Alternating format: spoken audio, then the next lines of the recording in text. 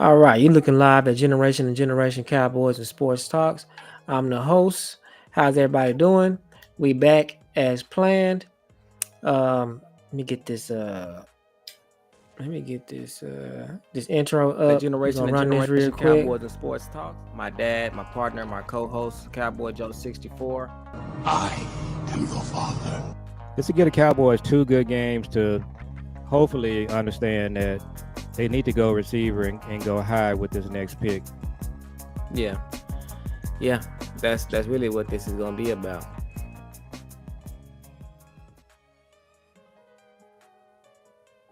All right, and we're back. So yeah, so we're gonna go live. We're going live today. We're gonna just be talking about our draft expectations and our draft mock drafts and things like that to see, give you all a taste of what we're thinking that the Cowboys should do as far as draft goes.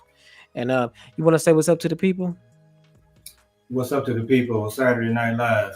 Saturday Night Live. We're gonna try to get up out of here before the game starts so we can see Houston. But yeah. So you wanna just I know who your first person is, but tell everyone who your first person is that you would like to draft and why do you think we should draft them and what do you think our outcome would be if we draft them? So my number one person will be Tetoro McMillan. So keep in mind as we do this, we're talking about realistic possibilities at 12. So we're not going to talk about Ashton Genty. I think He's I, not going to be there. I think your mic is coming from your laptop. Check the mic. My laptop. Yeah, hit the settings on there and then hit go to audio and then make sure the input says USB dynamic mic. Let's see. What was I finna do? So how do I Go to the settings at the bottom. And then go to the settings at the bottom and then make sure that when you go to the settings, you're gonna look on the left and then it's gonna say audio. Click on audio and make sure it says audio input and output as your dynamic mic. So it says communication speakers dynamic mic. What should it be? USB dynamic. It says that at the top it says communication speaker input. Okay. Yeah, how about that? Nah, hold on. You just keep talking while I come fix it. Just keep talking while I fix it. Yeah. Okay, so we're kind of working on the show live on the air. So sometimes the OGs like me, you kind of gotta. All the technology is not where it's supposed to be when we start. That's all right. People know what time it is. Yep. But then, Okay. So what I was saying, so as we talk about the people at 12 for Dallas, we're talking about realistic options. So I'm not going to have Austin Gentry on my list. Realistic options at 12. He's not going to be there. Abdul Carter. How about that? Can you hear me? Yeah, but you need to speak into the mic or turn it up or something. Turn the mic up. Yeah, just hit the plus buttons on the side of it. Okay, how about that? Yeah, it's way better. Go ahead.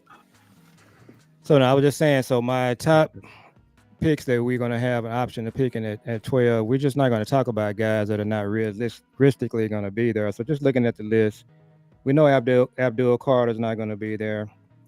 You think Shador might be there. I don't think he will be. So we're not talking about Ashton Genty, Travis Hunter. So we're talking about realistic options at 12. So for me, my number one choice, my stack, if I had him rated, is going to be Tet. He's going to be number one.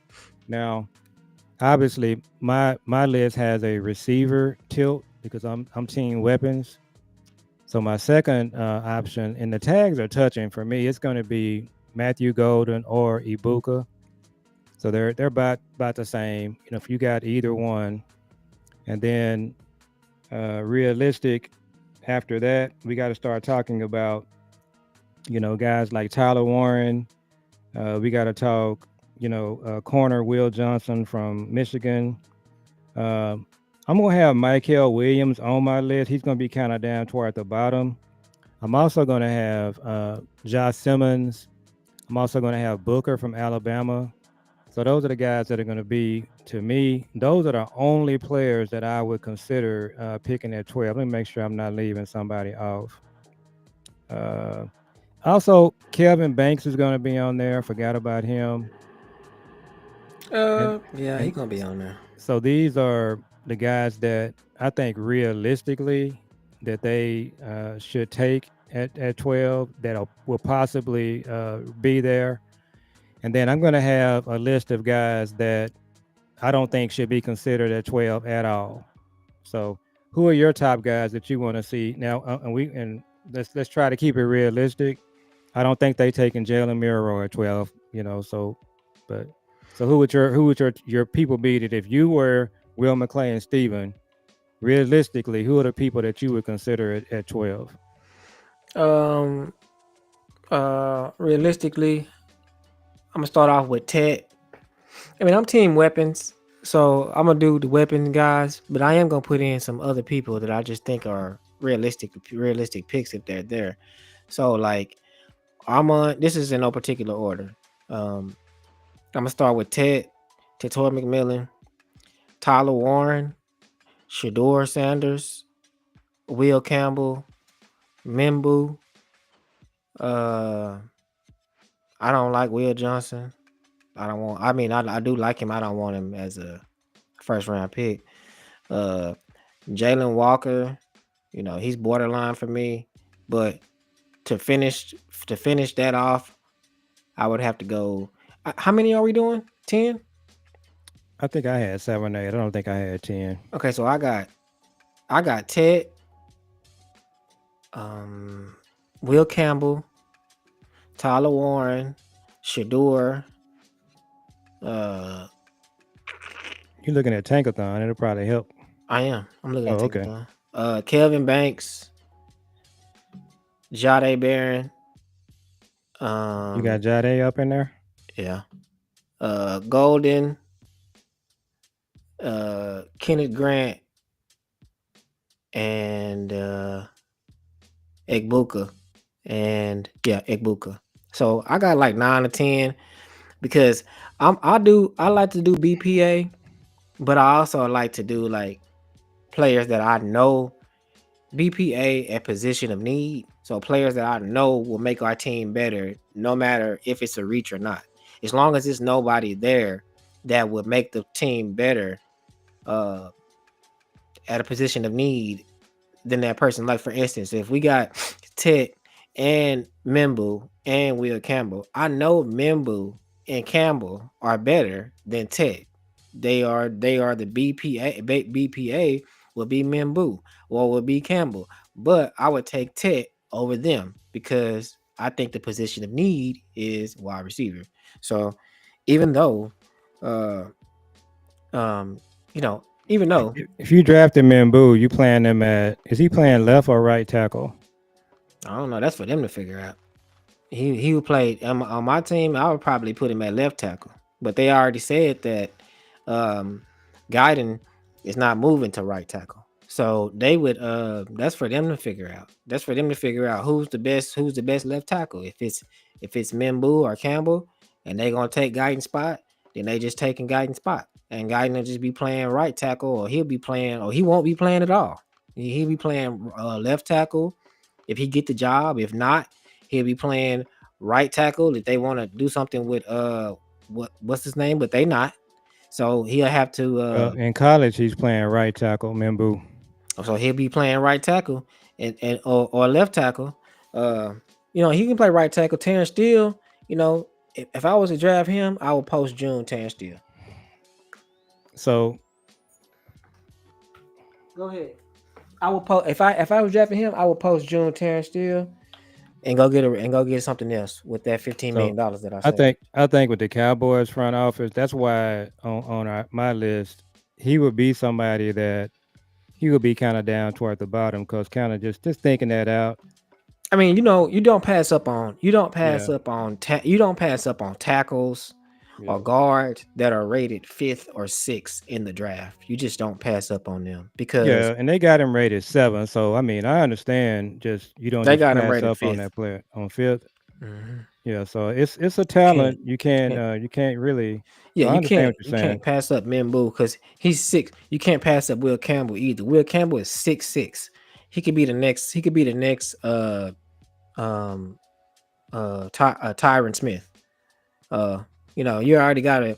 You already got a solidified All Star, All Pro at Yeah. guard, and so you getting rid of an All Pro because Zach Martin Uh, retired. So can't really I do want to say this and pass up on them. shout out to Lou. Lou doesn't like Will Campbell. Yeah. I can't remember what Lou said about Mimbu. But be that as it may, I just think when you look at the list, I think the tackles probably going to be kind of option that the Cowboys probably it's going to be a hard decision if they're there to pass them up. Mhm. But I just think if Ted is there, that's going to be the pick. If Mimbu and Ted are there, they're going to take Ted. I think if Mimbu and Campbell are there, they'll probably take Ted. So that's just kind of what I think. I would do the same, Yeah, but it'd be hard. I would take Tet only because I'm like I'm team weapons, yeah, but at the same time, I'm not getting blinded by Tet yeah, because, um, like I said, and like we was talking about in the barbershop today. We talking about in the barbershop, like Ted and Travis Hunter, and yeah.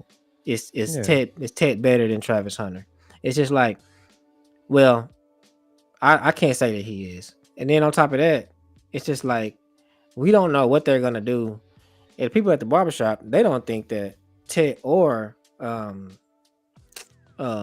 Travis Hunter is gonna have like sensational rookie seasons. They think that like it's gonna be a different ball game when they gotta go up against someone like Jalen Ramsey or Deron Bland or the guy from Detroit or the top corners in the game. It's like y'all not gonna be y'all dominating college level, but when you're going up against corners that are 230 and run 4 4s, it's a different type of ball game. Yeah, It's but the goal for them, I disagree. I push back on that because the goal with them is not going to be to come in and dominate players like that. You got to remember they're going to be in our case, Ted's going to be on the field with CD. He's going to be on the field with other, hopefully, a Marion Hampton, a Quinshawn Junkins. He's going to be on the field with Ferguson if we do some upgrades. So the bottom line is he's not going to be the number one guy where he's just matched up on the number one corner. Of course, he's going to get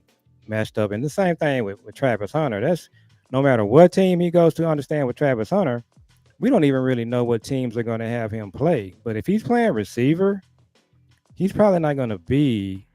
Well, depends on where he's going. So he's being right now. Who we think he's going to? Travis Hunter.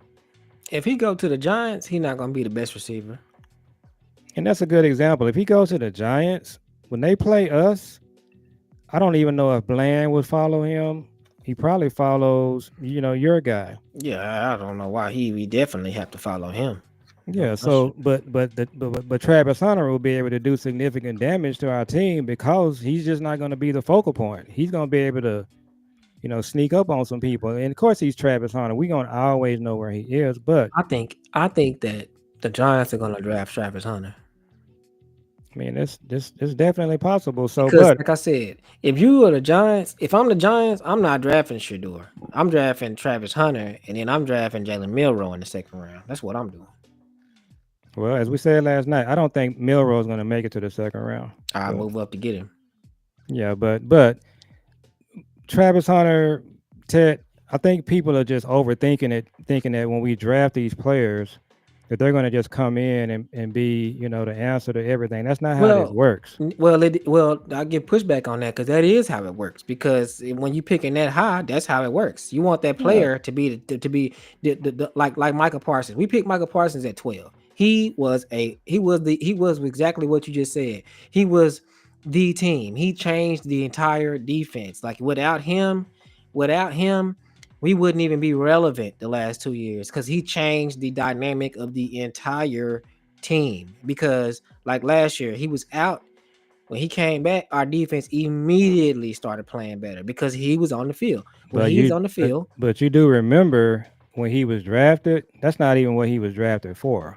but that Yeah, doesn't change the point that he was drafted that high, and that's what he did. That's what yeah. you want at that high. You want a player that's going to change your team. So it's just like if we drafted Genty on offense, he would change the team. He will, but that's why he's going. But I think to me, we can't just paint them all with the same brush as far as the impact they're going to have. I'll say this right here: look if we before you draft say this. Matthew, yeah, Before you say this, Ashton Jenkins rated numbers is ranked on the big board. He's ranked at number 4. Ted is ranked at number 7. On the mock draft, they got Ashton Jenkins going pick 6, and they got Ted going number 8. So their tags are touching. yeah, We expect for Ted to come in and I do, change the team. I do as well. But what they said in the barbershop was is that we expect him to come in and like just dominate the number one corners in the league. It's gonna be Yeah. give and take. He's gonna have some dominating plays. He's gonna have some plays where the the corners that are in the league is gonna win. But the bottom line is, I want him on my team. Oh The yeah, me too. same with Golden, Hmm. Ibuka. They're gonna have impact on our team. And if we draft Quinshawn Junkins in the second round or Travion Henderson, Hmm. they're gonna impact our team in a significant way. But yeah, And that's why I was saying too, like I wouldn't be blinded by Ted because um let's just say we don't draft Ted, or let's just say Ted is not there, and somebody, which is possible. Yeah. it's possible somebody might want to trade up. That's a possibility, or we might have to stay there and pick. Now if Ted is not there, then we're going to be looking at another receiver possibly in the second round or the third round. I think if we don't get a receiver in the first round, we're not going to get a receiver until the third round, because if they stay in and pick first, they're not going to pick a receiver. So they're going to pick one of these other players. They're going to pick somebody like, you know, Membu or whatever, whoever. They're gonna pick somebody else, a linebacker or They could pick Tyler Warren. Tyler Warren, They could pick Booker. It could be Booker, yeah, somebody yeah. like that. So and Yeah. so and then now you get to the second round pick, and you have no question you have to pick a running back in the second round, because if you don't pick a running back in the second round, they are not going to be there in the third round. So Hmm. once the player goes, like if Ted goes, they all gonna go. And we got to talk about this too, because there's some rumors that the Cowboys are still looking at receivers. Hmm. And the reason for that, it might be they might already know that Ted is not going to be there.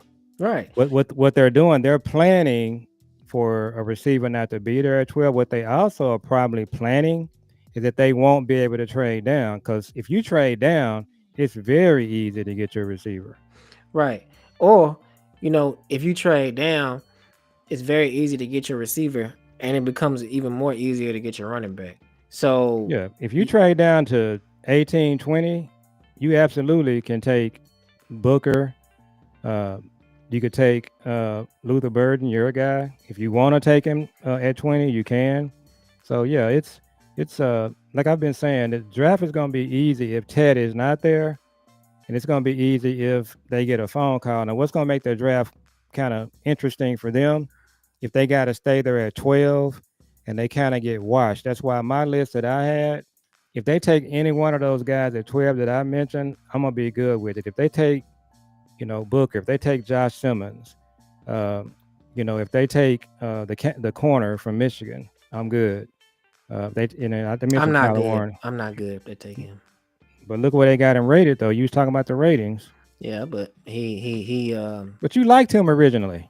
I do, but I'm just but again, that's why I said my thing is it's BPA at position of need. I don't want to If take they him. end up taking Michael Williams, I won't hate the pick. I'll be okay, because my thing is No, I'll be okay with that. I'm just trying to build a good football team of good players like the Eagles do. And Yeah. what I do know is when we line up and play the Eagles, we line up and play the Commanders, we playing the Chiefs this year, I'm not worrying about what Michael Williams is going to do. He's going to ball. Yeah.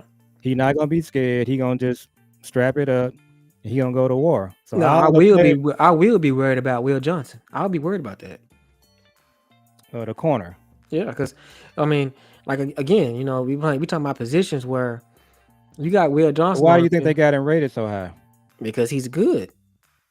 But like I said, I don't know how that transitions to the league at that place, at that high. You know, it's just like I don't know how that translates. Like Michael Williams, I know he gonna impact the team if he get picked that high. Tyler Warren, I know he gonna impact the team if he get picked that high. Ted, he gonna impact the team. Will Johnson, he might be getting burnt. He I might mean, corner is a tough position, but I Yeah, mean, it is. He might be getting burned or he might be getting, it's just like one of those positions where it's 50-50. It's just like Deron Bland was a fifth round pick. He one of the best corners in the NFL. So it's just like, you just have to. I just want to get a solidified baller. I want to have no questions about it in my mind when he step on yeah, the field. And I got questions about Will Johnson. So it's just like I that's don't. I that's that's mean, fair. That's fair. I want to. I want it like Shamar Stewart. Shamar Stewart is number 13, but I got questions about him. So let's talk about the guys that we absolutely positively don't want to see at 12. And you named the first one. Shamar Stewart. Don't do it. Don't I'm do it. telling you right now, Will McClay. I'm telling you right now, Stephen Jones. Do not pick Shamar Stewart at 12. Don't do it. I wouldn't pick. Who else are they talking about picking at 12? That I just be like, nah. The other one was Walter Nolan. That's a Oh, big Walter no. Nolan. That would be absolutely insane. Mm-hmm. Nick Scordon. That would be crazy. Yeah. Walter Nolan. Malachi Starks. I don't want to see that. Malachi Starks, if I'm just being honest, if that's just who you ended up with, he's gonna ball, but he wouldn't be my first choice. I'll take Jahdae Barron over him. I like Jahdae Barron. If I had to pick him, I would be okay with that. Jahdae Barron is a dog. Shamar Stewart. What about Mike Green? If you just had to pick Mike Green, I'm not doing that. Marshall, I'm not doing that. mm-hmm. Nah. And see, that's why I'm saying I'm not gonna be blinded by Ted because Ted is a slam dunk pick, okay? But at the same time, it's just like Ted is a slam dunk pick. But at the same time, it's just like this is statistics. I'm taking statistics right now at school. Statistics show that you get way more options if you have to pass on Ted. Like if he's not there, if he's already picked, if he's already picked, that just blows the board up. It's way more people that you could pick. It's way more. It's gonna be if he's not there, your draft just became easier, especially if you trade down. Now let me say this: if we traded down from 12 to 26, which is I think that's too far. If you took Shamar Stewart at 26. I'll be okay with that. Okay, yeah. I mean, it's so now again. I probably will find somebody else even at 26. Mm-hmm. But yeah, I don't want to see that player at 12. What about Pierce? Would you be okay with Pierce at 12? Because my thing. Let me just say this. Here's my thing with edge, and I'm still going BPA. I just don't see an edge in this draft that I got to have because. You absolutely know Micah's playing edge. Sam is coming back.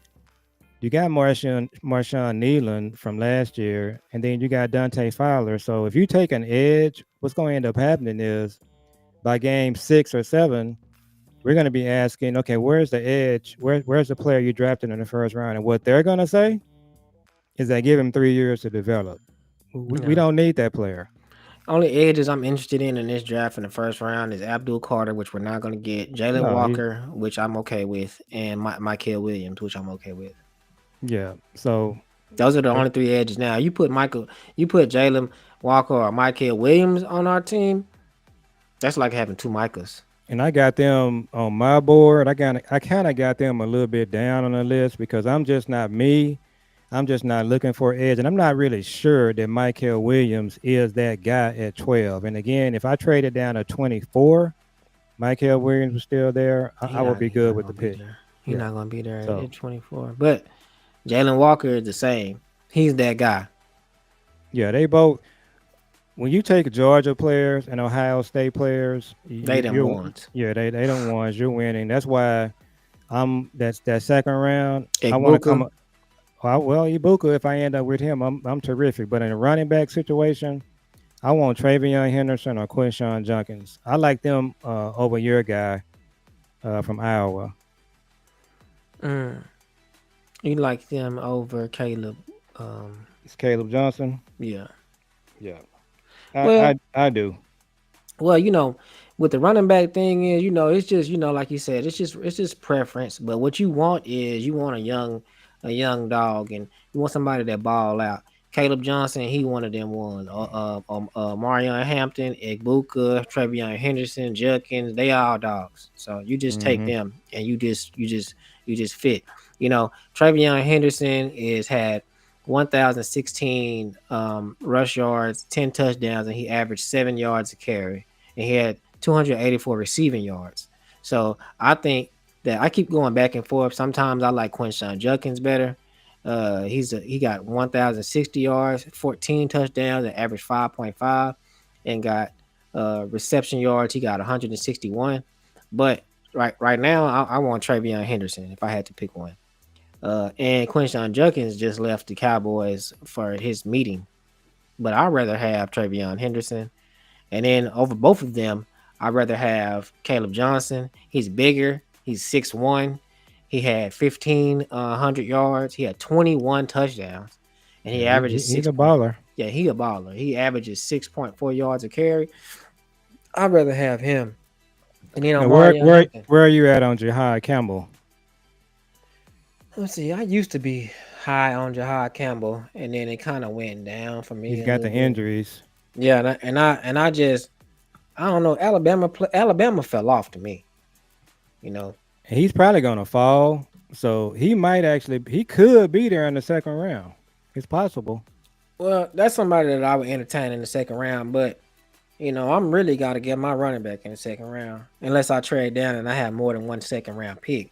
But my running back, like I said, we're not supposed to be picking for need. But the way this is looking, it's looking like it's going to be receiver, and no matter what, they picking a running back in the second round. If they pick anything other than a running back in the second round, then that means that somebody from the first round, like Grant, fell. Other than Yeah. that, it's no other way that they can pick anything else but running back in the second round. And So, and two guys. And so next we're gonna talk about Jerry's comments and Michael's contract. And then we're gonna circle back and do our mock draft. But when we do our mock draft, I'm hoping that the defensive tackle from Texas, Collins falls to us, and then Tyleek Williams, the defensive tackle from Ohio State. If we can figure out a way to get them in the second round, mhm. that'll be a win. So, what were your? Then we'll come back to the draft and we'll do our mock drafts. Okay, so give me your thoughts on the comments that Jerry made, and it started off the little firestorm, and then your thoughts on Micah's contract, where we're at, his agent, David Mulugeta, and all of that. Um, I think that where Jerry is at, I think that I'm gonna turn Jerry. my fan on while you talking. All right, Jerry made those comments saying that he don't know Micah's agent name and all of this stuff. That's who Jerry is. He's just talking. He know exactly who David Mulligeti is. He better know. But even if he don't know, it don't mean nothing. He has a type of relationship with Micah to where it's not even about that. Like Jerry's not wrestling with David Mulligeta. That's Steven, and what's the other guy name? Adam Uh, Pacifica. yeah, Adam. That's Steven and Adam Pacifica job. They're the ones. It's really Steven. They're the ones that's really negotiating with David Mulligeta. So, uh, you And know, uh, Jerry is the closer. yeah, Jerry is a closer. Jerry just signs the name on the check. He just signs Yeah. the check. And then Jerry is also talking to Micah. He's a brand ambassador. So, he's like, Jerry is talking to Micah all the time about his business ventures, him being the president of Bleacher Report Gridiron, and him being, him being an ambassador for all these other sports I don't know what you call them. Brands. Yeah, all these other sports brands and things like that. Name, image, and likeness. So Micah is an entity. It has nothing to do about when he talking to Micah. It had nothing to do about his contract. These guys don't talk about that with the owners because that's not their job. That's not what they do. David Mulligeta is talking to Steven, and David Mulligeta probably told Steven. I mean, it's really black and white. We know that that he's gonna get paid more the longer that he waits, and we know that he's gonna get paid. He deserves to be paid the highest in the league, and he's gonna get that. The only thing that's gonna be different is he probably gonna get um it's not gonna be that much of a like a $215 million contract or nothing like that, but he probably gonna have the most guarantees in the league ever. I think the Yeah. most guaranteed is like 150. He'll probably have 153 and And I, something and like I that. and I think the yearly is gonna be 42 or 43 because I think the highest pay right now is it 40. Yeah.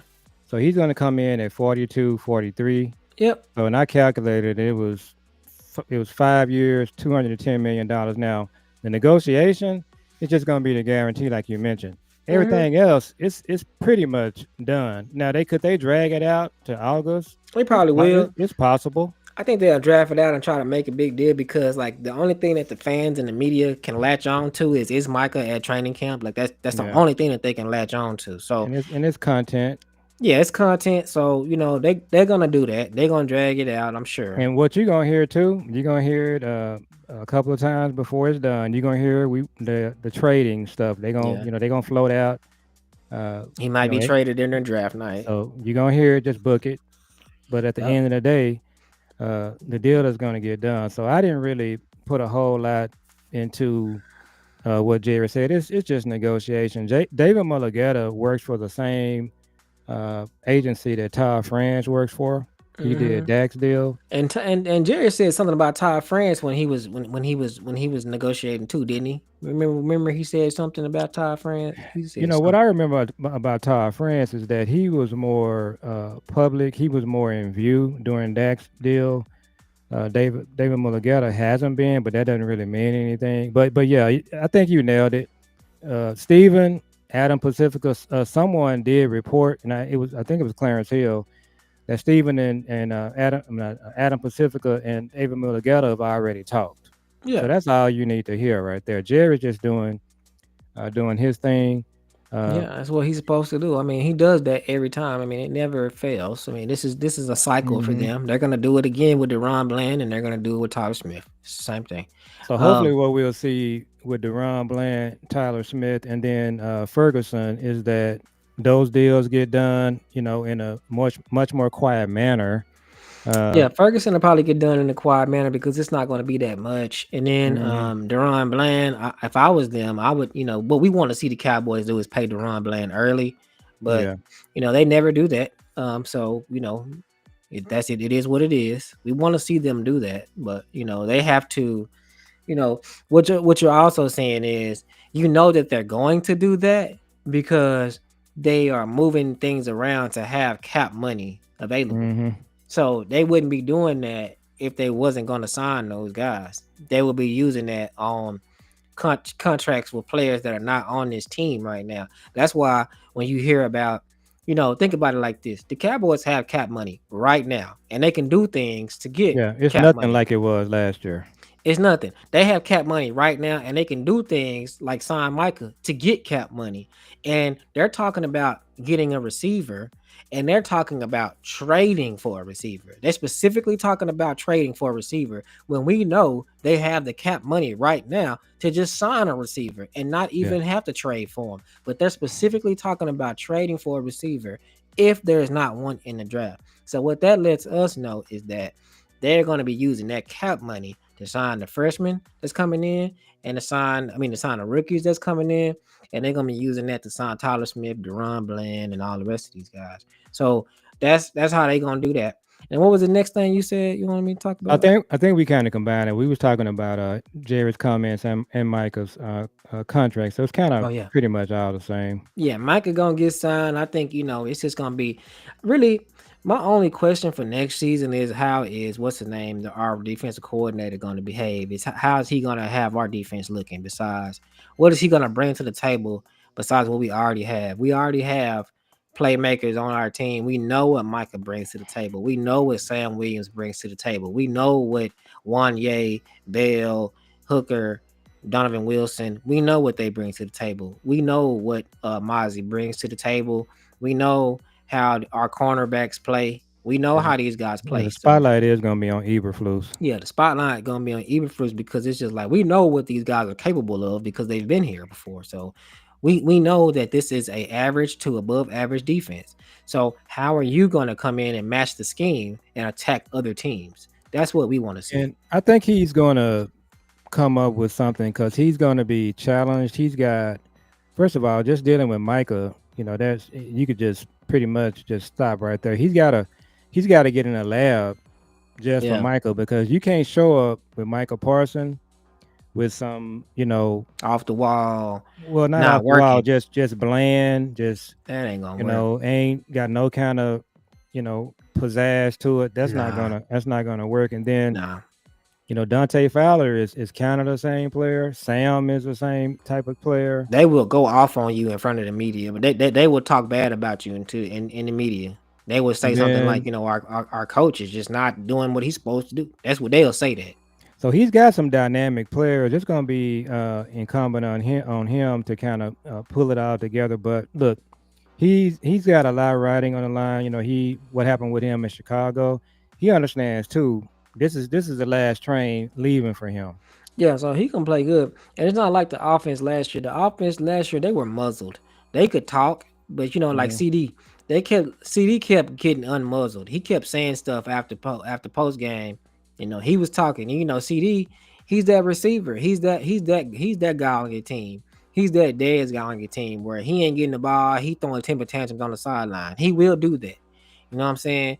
He will. If Dak miss a play or if Dak throw it on the right when it should be on the left, he will charge Dak up on the sideline. We've seen it. You know what I'm saying? We've seen it to where he was going off on Dak and Dak was acting like he didn't hear him talking because CD was saying some nasty things to him.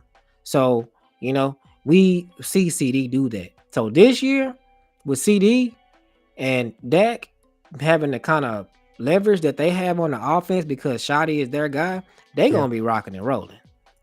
So we gotta talk about, so you got Aaron White Cotton. He's got a good reputation around the league, one of the defensive coaches. Yeah. So the Jets. I was very impressed with the Jets defensive front and the way they played, the physicality.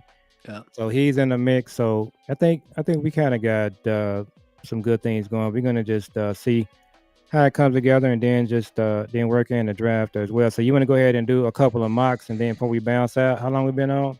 Um, let me see. We've been on for about 37 minutes. So Let's let's do a see. couple of mocks. Then we're gonna go watch the Houston Cougars try to pull this thing out. And so Yeah. while you pulling that up, I saw something that was interesting to me. I like talking about NFL, stadiums and stuff like that. They're talking about the Eagles are now looking at trying to build an indoor stadium. Kansas City is looking at it. Cleveland is doing the same. Chicago is already building theirs. The Titans are building an indoor stadium. Mhm. So before long, you're not going to have that many teams that are not playing in an indoor stadium, and that's pretty interesting. Yeah. I mean, it's gonna be interesting. I mean, it's gonna be. I think it's probably gonna be more injuries that way. Everybody gonna be moving at the speed of light, but Yeah, it's gonna be all right. I mean, what that gonna mean is teams that are normally not fast are gonna be fast now, like the yeah, Eagles. They normally yeah. not fast, but they gonna be fast now. And then and also this is gonna bring the running back because Hmm. running backs is gonna be on that indoor facility on that real Fast grass. surface, yeah. They gonna be going. They gonna be And you rolling. saw that at the combine. Everybody's running 4.2s and 4.3s because This they're is running on that crazy. surface and they training for it. Yeah, and they used to that surface and they training on Hmm. that surface and they getting on that surface and them cleats match perfectly. They Yep. be basically having spikes on. Oh yeah, You know what I'm yeah. saying? So That's what's happening. yeah, it is. And then on top of that, the athlete is just getting faster and bigger. Just the athlete on another on a global scale, the athletes are getting faster and bigger because they've been playing football since they was 5. You got kids out there that they whole life they train to be Michael Jordan. They train to be LeBron James. That's who they train to be. So, And I think you it's know, good for the game because it's just better to me to watch the game when you can see your team play at their best indoors. You got the traditional people like But they want to see games outside in Buffalo. You know, you're gonna I still want to. see it in I'm that type Green of. Bay. Yeah, I'm that type of person. I want to see the gridiron. Yeah. You know what I I'm mean? more like I want to just see the teams at their best and their best elements. So it's gonna Uh, be interesting to see, those teams like because Kansas. what's going to end up happening is it's going to be one or two teams that's going to be playing outside, and these teams going to be undefeated, and they're going to go to their stadium and lose. I mean, it's possible, but that's why you just gotta you gotta build your team. When you get football players, they can play anywhere. Yeah, and they get paid all this money to do so they better be able to. If I was a football player, I would hate playing in Chicago or Green Bay, but if I was making all that money, it'd be something I have to do. Amari Cooper don't care. Yeah, Okay, so because let's he don't see. want to be in the cold. Mm-mm. So let's see. All right. So on this one, I mean, I don't. You think I should just stay in and pick or not? So Or let's should let's I? let's do our normal thing. Where let's do your first one where you trade down, and then we're gonna do a one where we just can't trade at all. So this one you just running and you trading. So do whatever one of the trades you want to do. So when you got to 12, who was there? Have you on it? When I got to 12, um, I'm not gonna take this one or that one. So who was available at 12? At 12, Ted was gone. Kevin Banks, Mason Graham was gone. So did you pick somebody already? No, I didn't pick nobody at 12. Oh, okay. I traded down. Okay. So Matthew Golden went 12. That's the rumor that we're hearing that he's moving up. Woo. So now I'm at pick 23. And what did you actually take in the trade down? A 23 and 54. All right. So who you got at 23? Let's What see. running backs are available? Well, who's your top ranked player? Top ranked players, Malachi Starks. Next is Jihad Campbell. Whew. Josh Simmons is next. Who's the running back? Let's see. Amarion Hampton. So And you might have to take Josh Simmons. So go down the top players. yep, Malachi Starks, Jihad Campbell, and Josh Simmons, Walter Nolan, Nick Scorton, Igbuka. So I'm going to go ahead and take You don't think they would take a Buka right here? nah. Okay. Nah, I'm gonna take Josh Simmons. I'm gonna probably have to get my running back in the third round. I mean, no, the third or fourth. Let me see. I'm gonna But no, take Josh Simmons. you got 2 twos now, right? Yeah. Yeah. So you taking who you took right here? I took Josh Simmons right here. So now I'm gonna take. And I'm gonna say that the Cowboys probably would have took Walter Nolan, which that wouldn't be who I would take. I would take Josh Simmons, and Josh Simmons would be my starting left tackle for the next 8 years. Me too. So right here, You're at 44. yeah, And now and you can hit your running back. no, I'm gonna hit. I'm gonna go Trey Harris or Who's the top ranked player? Jalen Noel. That's who I'm gonna take. Who's the top ranked player right here? Walter Nolan. At 44? Yeah. Who's after him? Donovan Jackson, Benjamin Morrison, then it's Trey Harris and Mason Taylor. Mason Taylor is another player that I would look at right here. Or Carson Schweschinger. He's here, the linebacker. Who's the top running back? It should be Caleb, I think. Let me see. No, Travion Henderson. Who else? Caleb Johnson, DJ Giddens. I think right here you're gonna take Henderson or Johnson, whoever is your best back. I would get a receiver right here, and I would get them next because they're gonna be there. So who you got on your receiver? The best one is Trey Harris, and it's Jalen Noel. Man, I just can't. To me, that's kind of high for them. But okay, let's take Trey Harris. Okay, let's take Trey Harris. Then you got to get a running back. Mm-hmm.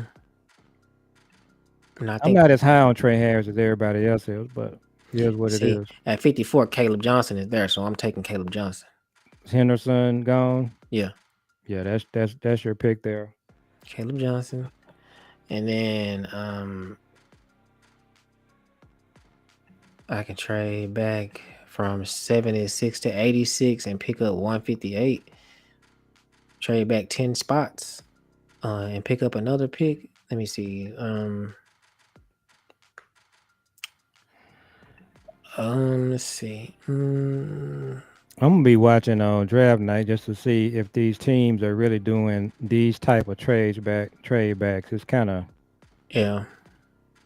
Smart Turner, Denzel Burke. so you had 50. I'm at 76. So And you're I in the got third offensive round. tackle, wide receiver, running back. I need a defense. I'm gonna go TJ Sanders or Alfred Collins. Alfred Collins. Alfred Collins. Okay. And then I think that was it. Those are all my picks. So you went to the what round? The 4th round. Okay, so who we got? Josh Simmons, Trey Harris, Caleb Johnson, and Alfred Collins. It's a terrific draft. Terrific. All right, So, now let's. so this time go to 5. And I'm gonna do no picks. I mean, I'm gonna do no trade downs. All right. You can do one more with a trade down. Let's do one more with a trade down, then one with no trade, and we'll be done. So on this one, who's at 12? Let's see. One more with trade downs. Okay. Let's see. Just do a moderate trade down versus all of these trade downs. Man, Just like do this some. right here. This right here ain't moderate at all. It's like pick 12 for pick 12 and one pick 12 and 149 for pick 33, 67, 94, and 104. I would reject that. Yeah, I'm gonna reject this and I'm gonna pick Ted because he's there. So Yeah. Ted. And then I'm gonna try to trade down the second round if it's available. Yeah. Yep. Yeah, this is something they would do. Pick 44 and 149 for pick 51 and 85. Yep. So I'm gonna pick that, and then Just reject that one. yeah, I'm rejecting that. And on my team, what I'm doing is I'm taking let me see, who did I pick? I picked Ted. I'm taking Jalen Milroe and Travion Henderson with my next pick. Well, he's not gonna be there. I'm taking Jalen Milroe right here. So for our purposes, let's just take Milroe out the board. Let's just be realistic. I don't think he's going to be here. So let's just go without Milroe. All right, let's see. I would take Travion Henderson. Who your top players? let me see. Travion Henderson, 6. Yeah, I would take Travion Henderson. Trey Harris is the top. Mason Taylor is the second. Jalen Milroe is the third, and then Travion Henderson. So I'm gonna take Travion Henderson because that's what they would do. Yeah, guys, I just don't think Milroe is going to be here, and I don't think the Cowboys will take Milroe, but we gonna find out. I think the Steelers or the Raiders are going to take Milroe. I would take him. Let's see. Right now, we in the third round. Quinton Judkins, T.J. Sanders, Kevin Winston Jr., Barrett Carter. They would take T.J. Sanders. He's a defensive tackle, right? Yeah. Okay. And then, I'm gonna I'll do this one. I'll trade back 10 spots and pick up 133. So I trade back 10 spots and picked up 133. And Just now, reject the rest of the way, yeah. okay. Now let me see who I got. I got Ted, Travion, and TJ. So now I'm gonna go Who's the top player? Ashton Gillety from Louisville, the Edge. That's who they would take. But you also got DJ Giddings, Tez, Deion Walker from Kentucky. Let me see. I like Deion Walker. mhm. You like? Yeah, I like Deion Walker. I like Tez. I like DJ Giddings from Kansas State. But I can do running back later. I like Tez. I like Tez. I know I would be double dipping at receiver. Man, I like Tez. Deion Walker probably would be the pick. Okay, so I'll take Deion Walker because I would have took Tez right there. Oh man, I think Savion Williams just went. Hmm. And then now you got now you got You're in the fourth. yep. You got Nick Nash and Caden Prather them. You got Quinn Ewers, Dylan Gabriel, Riley Leonard. They would take Quinn Ewers right here. I don't think they would because they just got what's his name? I don't know why they wouldn't. I Hmm. don't think they. I think they just doing these drafts to just. I mean, doing these signings just to get somebody there, so they won't have to do it in the draft. But if somebody's there in the draft that's better than them at that position, like a running back or whatever, they gonna take them. So like Quinn Ewers, they met with Quinn Ewers. I would take him right here, and he would be better than Joe Milton. Okay, Probably. but you gonna take him? Mm, yeah, I'm gonna take him. Oh no, Danny Stutzman is here, so I'm gonna take Danny Stutzman, the linebacker from Oklahoma. Yep. Uh, It's okay, gonna, so it's gonna be yeah, really interesting in this draft when the Cowboys get to their pick and Quinn Ewers is there, if Melrose is there. But yeah, it's gonna be interesting to see what they do. yeah, like Riley Leonard is the highest player available at 174, so I'm gonna take him. I thought well, who's after him? Cal Monengai, Cal the running back. Jack Kaiser from Notre Dame, Brashard Smith, Nick Nash. You need another running back. Well, it would be Brashard Smith, SMU. yeah, Oh yeah, that's. or Jaquez Hunter from Auburn. I'm No, taking it. Jordan James is here too. From Who's Oregon. rated? Who's rated the highest? Brashard Smith. I would be taking Jordan James over him. We'll take Jordan James. Or Jaden Blue is here. Man, Yeah, you're not taking Blue? yeah, I think I am. Well, I think I'm taking Jordan James. Blue is like dynamic out of the backfield. Yeah, I'm gonna take Blue. Just to keep it simple. So I got Ted, Travion Henderson, T.J. Sanders, Deion Walker, Danny Stutzman, and Jaden Blue. Everybody That's a hell of a draft. in Cowboys Nation should just erupt if this was to happen. If this was to happen, I'm gonna say it again. I'm gonna say it again. If we just happen and they don't get past the first round, we can just. I'm gonna say it right here. If we just draft like we have the ability to draft, we're gonna have a team. I'm telling you right now, the Commanders made the NFC Championship game last year. Okay, and I was telling somebody this last night on Twitter. Just think about this. If Dak has stayed, we're talking about 17 games. These players play 17 games. Dak, Deron Bland, Tank, Micah, and somebody else got hurt. Who was it? Sam It was Williams. 5. Sam Williams. I don't even think I counted Sam. But if all of them guys had played 17 games, I think we would have been in an NFC Championship game.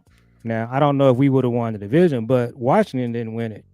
Yeah, and that's what I'm saying. Like, people keep talking about last year, like we was just sorry because it's like, okay, well, Yeah, we had a lot of injuries. when you ask people, I asked K Rock. Oh, the other one was Trayvon. Yeah, Trayvon. I asked K Rock the other day, why didn't the 49ers make the playoffs and play good or whatever? Oh, they was there. They had an injury plague year, injury season. But why didn't the Cowboys make it? Well, the Cowboys didn't make it because then you got all of this stuff. No, that ain't the reason. The Cowboys didn't make it because the injuries were big, and the injuries too. But just kind of from his standpoint, the McCarthy thing with Steven and Jerry, and but giving up a 4th round. A lot of the front office and McCarthy was a running factor. back. Yeah, that was a factor. But I'm saying if all of those guys that we mentioned was healthy, they overcome the front office and McCarthy. I think they definitely do. I take it. I do one even better. If just Dak was healthy, if Dak was there, but everybody just got hurt and Dak was there, it would have made a difference. Made the playoffs. And then someone pointed out to me last night that everybody that I had on my list, they were healthy when we played Detroit, and I said I don't think Bland was healthy for Detroit, and I don't think Tank played. And this is my pushback for people that say that. It's just like when people say that, not to be disrespectful, but have y'all played sports? Because when you play sports, everybody should know that your team plays better at the end of the year, or should. Yeah, that was an early game. Yeah, your team should play better at the end of the year. It gives your rookie time to gel. It gives everybody time to get in a rhythm. Yep. You should play your best football in November and December. As a matter of fact, you can lose all of the games in September, Well, August and September, and October. And if you play good in November and December, you will make the playoffs. well, you remember in 23, that's exactly what we did. We Yeah. won the division like the last month of the season So I don't want to hear anybody talking about before we lost to Green Bay. right. I don't want to hear But anybody talking about we was healthy at the beginning of the season. Yeah, we was healthy at the beginning of the season with no running back, with a front office that was separated, and our mhm. team wasn't playing in now, conjunction all at the same time. now, what this year, you know, if the football gods are with us, all of the guys that I mentioned, it's a possibility they're gonna be ready to play, except for Trayvon. Trayvon and Overshawn. But I didn't have Overshawn on my list. But Yeah. but everybody else, and then Tank's not here anymore. But you really putting in Dante Fowler for Tank, and Dante Fowler's gonna play better. He is. He played better last year. Yeah, he had 10 sacks. So let's go ahead and do our final mock with no trades. And I think this is what's gonna happen on draft night. I do. Let's see. I think on draft night, they're gonna find out that nobody wants to trade with them. Taking Ted. Mm-hmm. I'm taking Omarion Hampton. Yep.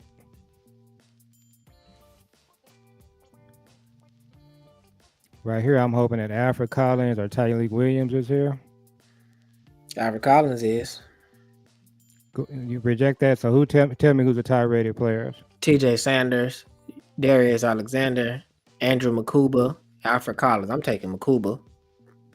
They probably would too, but I would take Collins. Yeah, Alfred Collins. I don't know if they would take Makuba, but what is Makuba doing down that far? I don't know, but that's the safety. Yeah, and I would take him.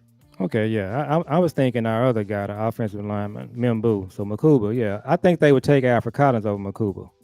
I think they would take Collins straight up. Well, TJ Sanders was there too. So yeah, he's better. I think they would take the D tackle. Well, TJ Sanders is a D tackle. He was rated the highest. That's probably who they would have took. But right now we got they like Makuba though too. They do. I think they would take him. I think they think he's the best safety in the draft. Okay, well so we took Collins, but we should have took Makuba. Yeah, if we looking at this draft right here, if you just put Makuba there, we good. Yeah. And so now we got our 5th round.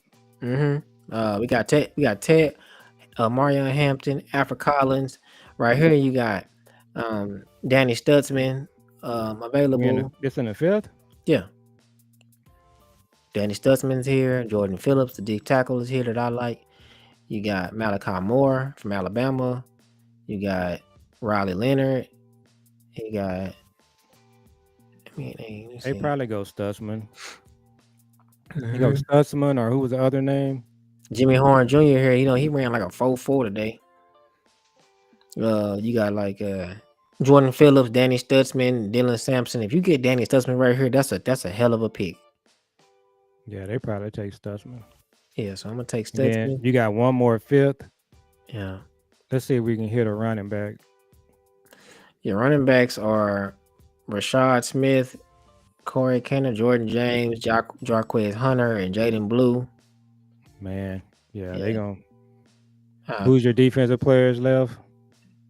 Jack Kaiser, Teddy Buchanan. Nobody that we know. I would go ahead and go with Blue. Jack Sawyer, we know him.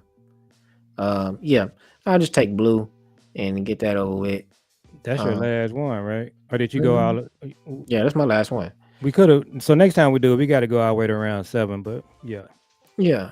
So I got Ted, Omarion Hampton, Alfred Collins, Danny Stutzman, and Jaden Blue. Those are every last one of them are starters, except Jaden Blue. He'll be coming in after Omarion Hampton. Our team is totally different now. Yeah, you had no trades. No trades, and you got 5 players that are all ballers. And this is a realistic draft. And if you just did this in 23 and 24, what we just did right here, you got a better team, but they didn't do that. And Danny Stutzman he gonna immediately come in and be like your he gonna be learning from that linebacker that came over that we just signed in free And agency. you got Van Horn and Kenneth Murray. Oh, I forgot about them. We got Dan You got Horn. Leo. You got Leo Foul too. So the linebacker room is gonna be stacked. It is, and he gonna fit in, and he gonna But be that's the better than way. Leo. That's the way you want every area of your team to be stacked with players, stacked with competition. And these linebackers that we got, they're traditional linebackers. They come down and Yeah, hit. yeah. That's what they do.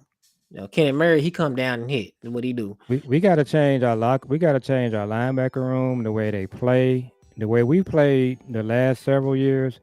Running backs were just not afraid of our linebackers. When you coming downhill at LVE and what's your other guy? I can't. I'm still figuring out why he hadn't been cut yet.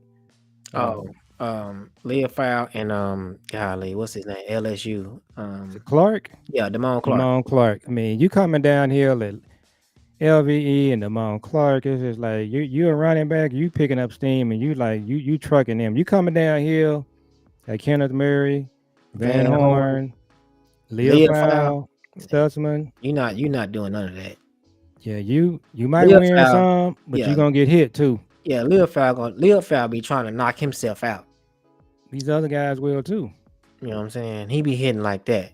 He be hitting like. And that's what our team need. We need to stop building our team for soft, right kind of guy players. All of this Jason Garrett stuff and this like Overshawn, Agent Zero. I think they said they've been saying that they're gonna give him Agent Zero. We've been hearing a lot of rumors about him, but we still haven't got the official thing. Now, what I hope Overshawn does, just to keep it a buck, I don't want Overshawn to do what RG3 did. I don't want him to come back this year at all. Yeah, I think that would be smart. Playing toward the end of the year if he can get ready and do that. Listen, but yeah, he's a long-term player. I'm gonna take a hot take right here. Past year, Overshawn was playing better than Micah. He's playing like better than Micah. You know what I mean? At the beginning of the year. Yes. Micah, when Micah came back, he went next level. He did, but I'm just saying, Overshawn was on his way to the Pro Bowl. Overshawn be hitting people so hard, you be thinking he gonna get a penalty just on a regular hit. And he be closing so fast on people. It be looking sideline to sideline. Yeah. Remember how we used to see Micah just run past LVE? Yep. Overshawn ran past Micah like that. Yep. He saw that. He's just a great player. He's an all around player. So, but yeah, I hope he take the conservative route. Don't rush back. But he's just a real competitive guy. He got married. He loves to play football. He has humble beginnings. Yeah, so hopefully he'll just from here, ease into it, and we see him around, week 12, just doing different things. And to me, he's the kind of player. He's from Tyler, but I think right. Yeah, but that's like here. So he's from East Texas. Yeah, he's from East Texas. But yeah, he's the kind of player that if you design your defense correctly, he'll be able to come in week 12. He won't be where he was last year, but he'll be able to come in and have an impact on the game and just make some, plays here and there. That's the other thing that I really loved about Jimmy Johnson. If you could play, he was gonna figure out a way to get you on the field in a nickel and dime. He did that he had so many role players. Like Bill Bates was a throwaway player when Jimmy got here. Mm-hmm. There was nowhere for Bill Bates to play. I want him to play. Jimmy figured out a way to play Bill Bates in the nickel. Like when Michael Jordan broke his foot, you know what I'm saying? He broke his foot. And when he broke his foot, when he came back, they was like, first of all, you can come back, but you're only playing like 10 minutes a game. That's it. That's all you playing. So you can figure out how to play what 10 minutes we gonna play you in, but you're only playing 10 minutes. Anything other than that, and I'm gonna get fired. That's how. And then what they were doing, they were bringing Jordan in like the last 10 minutes of the game, and he'll do everything he can just to put them over there and win by 1 point.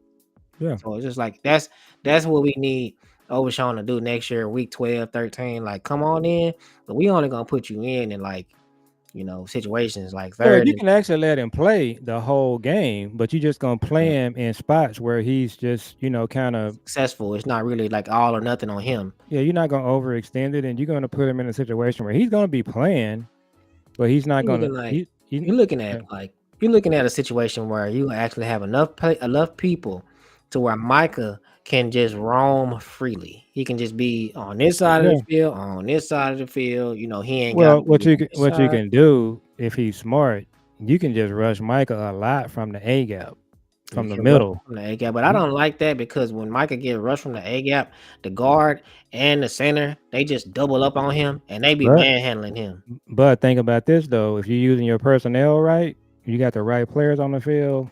Michael will come through that gap sometimes uncovered because you got Sam, you got Dante Fowler, you I got just don't want them to hurt. Odigi Zua. Just don't want Yeah, them to I hurt him understand what like you're they saying, did but last year, like pick him up and slam him and then step on his ankle. yeah, you got better players around you. You can do that because you're not getting, you're not getting And the singles. refs, So the refs, they don't like Micah because so outspoken. They'll let Micah get hog tied and they'll just be looking at him. yeah, yeah. But you can move So them around. That's you know how what I'm that's how saying? we should play. So you ready to go ahead and wrap? Yeah. And so you got that with Micah.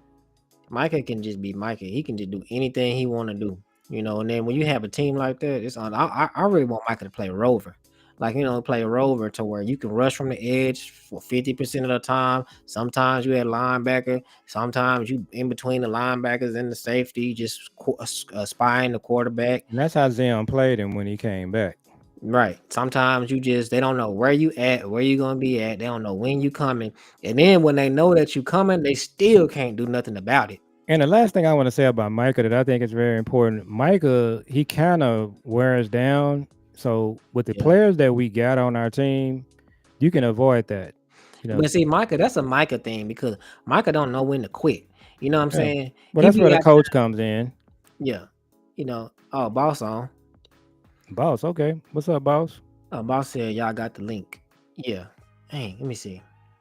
Let me post the link. Let me see. Let me see. Here you go, boss. I put it in here.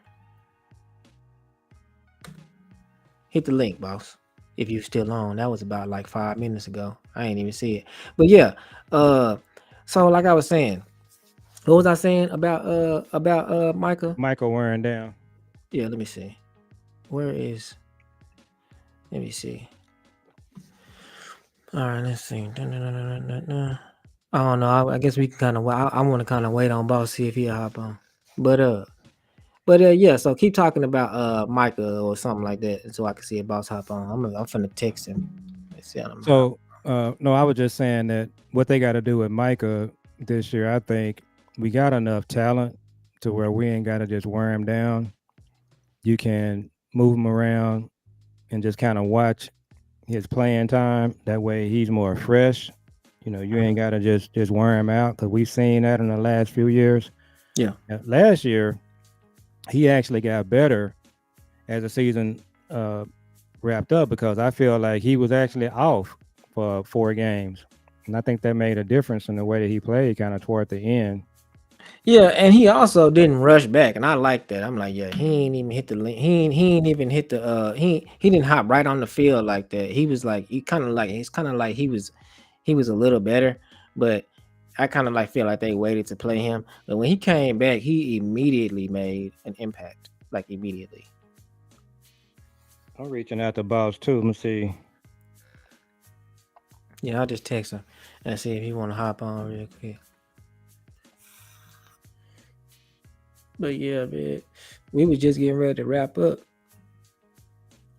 but one of our bros hit us up.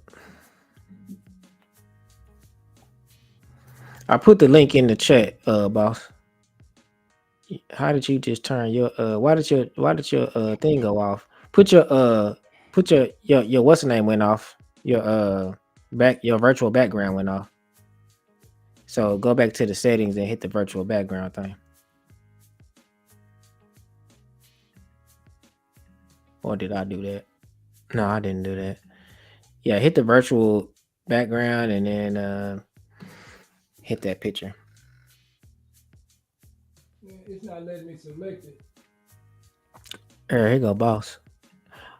Why it's not letting you select it? Let me see if I can fix it while you chop it. What's up, boss? Oh, what's up, man? Chop it up with boss while I come fix your screen. Finally. I bet y'all was like, boss be acting brand new. I ain't acting brand new, man. Man, I know you from Oak Cliff, man. I don't mean nothing. Well, Yeah. it do mean something. I know what that means. We be Mm-hmm. tripping. We be tripping. So soon as you came on, my green screen started acting up. So, uh, but yeah, man, we've been trying to hook up with you for quite some time. So, man, we appreciate you, jumping on with us and Yeah. talking what's happening here with the Cowboys. So, um, while he's working on my screen here, so I had chatted with Lou. So both my kids went to Bishop Dunn. And my daughter, she graduated from Bishop Dunn, but my son, he ended up going back to DeSoto to graduate with his friends. But yeah, my brother went to Bishop Dunn. wow, really? Yeah, my brother went to Bishop Dunn. He moved around, but what part of Dallas y'all from?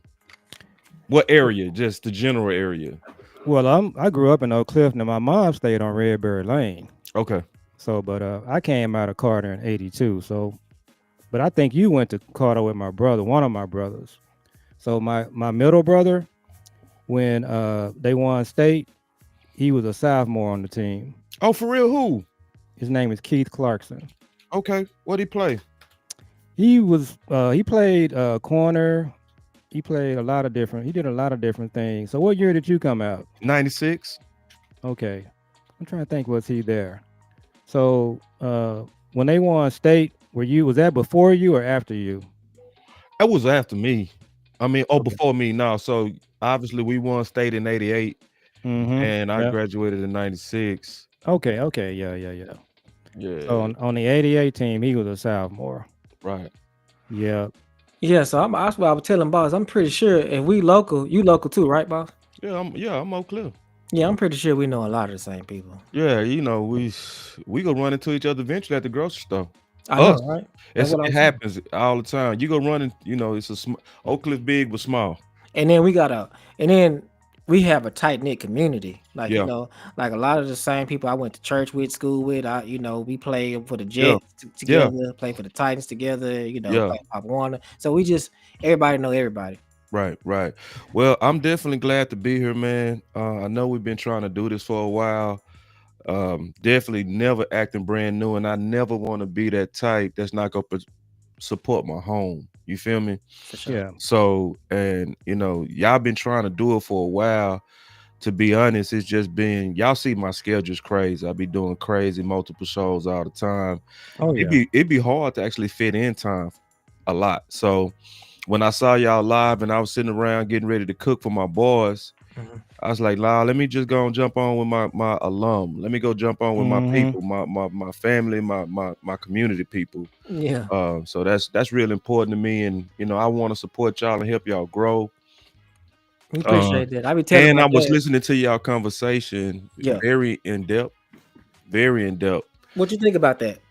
I heard everything you said about Micah and the potential of him getting kind of dominated in that A gap. I was afraid of that just because he's 250, and I think that's a legitimate concern. I was talking to his brother yesterday, and I was talking about, I was like, bro, they do weird stuff with your brother that it worked. Like, I saw them throw him at the 3 tech, and I say, bro, he don't get pushed back. And then the time I saw him get pushed back on the next play, he busted dude in the mouth, and I was like, physics is a real thing, right? Yeah. Like, you ain't supposed at 250 to be able to take on 315 and 310 centers and guards, 300 guys. And he told me something. He was like, bro, it's that wrestling background. I said, God damn. That makes sense. Yeah, it made sense. It was like, yeah, because he said you learn to play and be explosive and develop a base. You develop an instinctive base. And, so It's like I hate to switch. I hate to I don't want to cut you out, but it's kind of like Terrence Crawford like that too. Like Terrence Crawford, he got a wrestling background, so it's just something about that just keeps you grounded. Yeah, keep you grounded and almost unmovable. And we was literally talking about, like, I've never seen Osa push back. I've never. The only time I saw him dominated was when Tyler Smith dunked him in training camp. That's the only time. And you know that dude got Thor strength. Yeah, yeah, yeah. We was talking about him, like because I think it was this list that came out. I was listening to the fan, and they said that the Cowboys was like top. That we had like one of the top ranked first draft, like first round draft picks for the last 3 or 5 years, and Tyler Smith was one of them. It's always like CD Tyler Smith. You know what I'm saying, for the offense. Tyler Smith is just he's one of them players. He was sneaky good. It wasn't like a sexy pick or nothing, but he ended up being dominant. And Yeah, so, that was one. That was one though that people just honestly just misanalyze him, mhm, and that's one prophetic OC. I call him prophetic OC. He hit it on the nail. yeah, Like so, the OC every draft he been so on point with his predictions. I don't even think it's just football. mm. What he now I like. And what's his opinion on the draft coming up? I haven't really talked to him in detail to be just general like that. Yeah, We know he likes Booker too, right? He definitely like Booker a lot. yeah, He like Booker a lot. And we didn't come to that as homies type stuff. You feel me? yeah, So the way we do stuff, we intentionally don't talk. yeah, He'll go do his research, I'll go do my research, and then we'll come together after. And then I say, bro, Booker way up there with me. He'll be like, me too. yeah, Or sometimes it's been, nah, I don't see it. Nope. And we'll go at it. You know what I mean? So it's a lot of people, they take pride on thinking like some people call it, like I was going back and forth with a guy today. He was saying the consensus board from the experts. And I was like, nah, man. I said, no, I'm never gonna call no consensus board experts when on average it's a 40% bust rate. yeah, And I said, man, would any one of y'all copy off somebody that was always a D student? Hell mhm, no. You know what I'm mhm, saying? So yeah. that's why I always tell people, do your own homework and just let it play out. You know what And I'm that's saying? that's kind of go back to like what I was saying What's earlier. It's up, just Lou? like, My boy Lou in the building. oh yeah, What's up, Lou? what's up, Lou? It's just like oh yeah, let me put the chat over here. Bishop Don's finest. Yeah, Lou might jump in there. Lou the link in there. oh yeah, the Yeah, link in definitely there. jump in. Hit the link. And then I'll bring you on. But let me see. What I was gonna say. Yeah, it's kind of going back to what I was saying about some of these players. Like I want to do BPA, right? But I also know that it's BPA a position of need. So I know players that are there that will change the dynamic of our team, but there might be somebody there that's better than them. And so, you know, that's kind of where I wrestle. Like if I had to pick between one of the tackles like Membu or Tet, you know what I mean? Like Membu is rated higher, but Tet, in my mind, I would draft Tet. You know what I'm saying? Because he's just a better position of need. So, that's kind of where I wrestle because, like you said, some of these picks they be really good in college, but then they be bust. Yep. You just And never know. and I was thinking about, I just came to me right now what I want to do. There go And it Lou, just y'all. What's up, Lou? Luda came in the building. God dang. My Feel like What's he, up? dog. feel like he in the car. Lou, we Yeah. supposed to be doing the corner show, bro. What happened, bro? What happened? No, I'm You messing ain't, with you. yeah. Oh, you gonna So we blame me? You gonna so blame me? You see how Lou was finna blame me, you dog? said if you were available, you was gonna call me. Oh, I gotta call you, but you try to book me. Ain't that some BS? I didn't know when I you was said, free. I said Saturday or maybe Sunday, bro. You know what I'm Mm. saying? Okay. So But let's hey, let's hey, let's do hey, this. it dope how it worked out though. It worked out. So let's do this. We gonna have deference. So we know that you guys are team offensive line. So I got a question for Lou. So Lou, you got a choice between Josh Simmons and Booker. You're on the clock at 12. Damn, Who are you taking? that's tough. You gonna put that? That's Well, let tough. me start by. My number one overall consensus offensive lineman is Josh Simmons. Simmons, yep. He's when you see him, he's just a complete tackle, complete player. I feel like he's gonna be able to translate. This tackle class is very few in this draft. There's Yes. not many people in this No. draft. There's few tackles, and then all the people that's not bad at. I mean, that's bad at tackle. They want to stick him at guard and just say like, oh, he's big. Let's put him at guard when it's more, nuance in that. So Hmm. I'm fine with either way. But if you gave me a choice, I really like Booker. I really like Booker's film. He has very good film. I know everyone's saying about the RAS score and how he's unathletic and everything It's the like that. film. Yeah. It's Mm-hmm. the film in offensive line trumps all. There's nothing. There's only. I love how Shotty phrased it in that when he was talking about quarterbacks. He said plan testing. That's Hmm. all that the combine is. It's plan testing. It's they're rehearsing. You rehearse for something, you're gonna play it out how you've been rehearsing. So, and that's not how football is. So there's certain things Right. I can't test on, especially there's a lot of things I can't test on for offensive line in the Correct. combine. Hmm. Yeah, like Nate Newton. Nate Newton. He wasn't. He didn't play good where he was before, but then he got. Then they played him. Like they picked him up and he made the team and became an All Pro. It's Hmm. just certain things you just can't test. It's just some players are dogs and it just some things you can't test. So boss, where would you be at 12 on Simmons or Booker?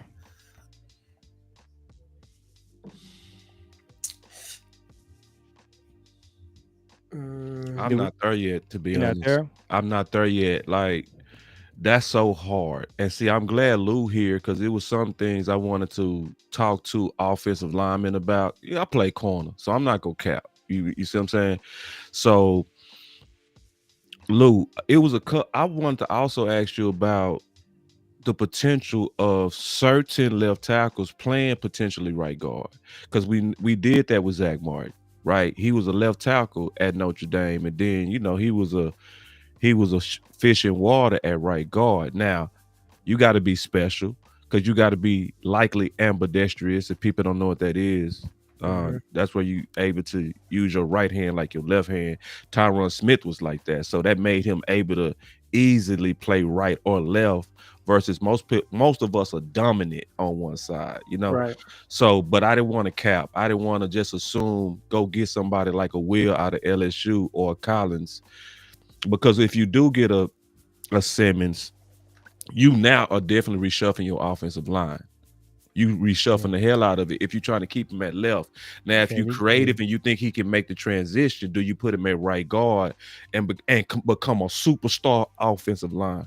What's your thoughts on that, Luke? And Will, throw Will in there too, because I think Will might drop. Yep. Uh, yeah, I view him differently. Hmm. I think I see when I watch Simmons film, I think you gotta bend to Simmons' wheel. Like he played the left tackle at a higher rate, and we've been comparing with these other positions. Like in that loaded tackle class last year, I think Yeah, he would have been, he would have been up. He would have been up above Guyton for sure, and but he would have been Will would have been lower. the win. Will would have been lower. He has. That's why Simmons. Simmons. I don't know if he can translate to guard. I wouldn't want to do that to him. Not saying he Mm. wouldn't be able to do it. I just think he has a body type to flourish in space.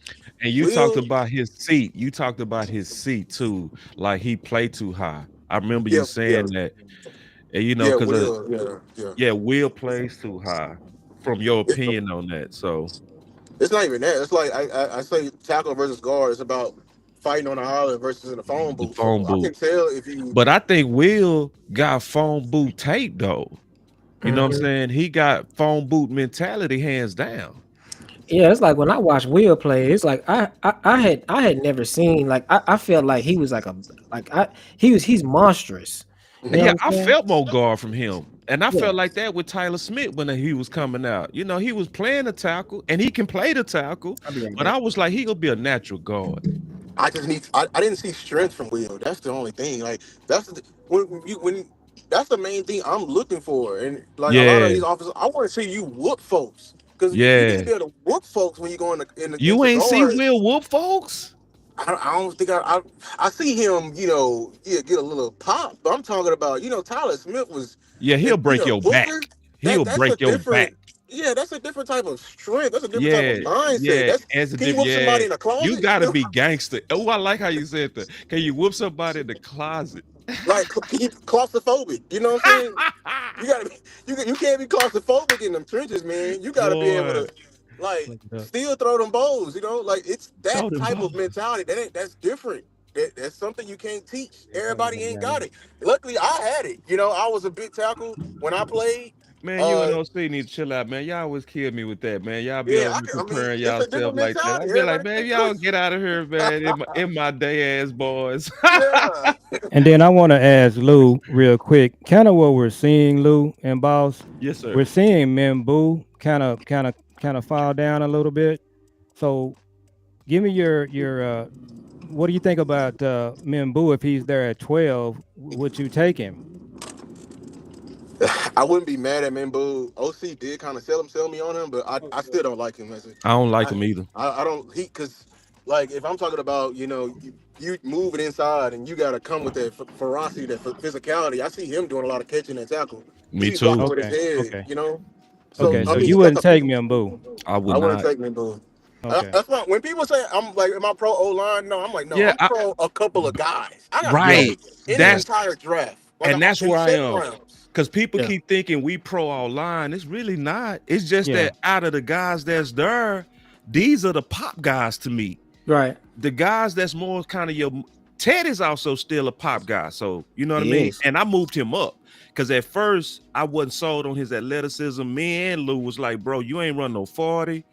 You know what I'm saying? And you had them Luca arms. I keep saying that because I mean that. yeah, And Lou, I'm serious about that because me and Lou had the worst fight. If you saw me and Lou fight over that Luca, boy, you would thought we hated each other. I swear to yeah, yeah, God. yeah, But Lou, you can see now I mean that because I'm taking that same standard I put on Luca and I'm putting it on Ted ass. And Yeah. then I saw Ted. Y'all forgive me for cursing on y'all platform. Oh, you No, good. no, you're good. I want to make sure y'all get y'all money. But because yeah, they do give you a yellow for that sometimes. You know what I mean? You get Yeah. too carried away, it'll mess with your money. Yeah. But but going back to what I was saying, Ted showed me when he showed up for his pro day, and his physique looked like a Greek god. It's like, oh, okay. Mm-hmm. So that said a couple of things. That said you should have been that way too. Mm-hmm. It shows that you can do it, but it also does show you do it for money. And that's Yeah. okay.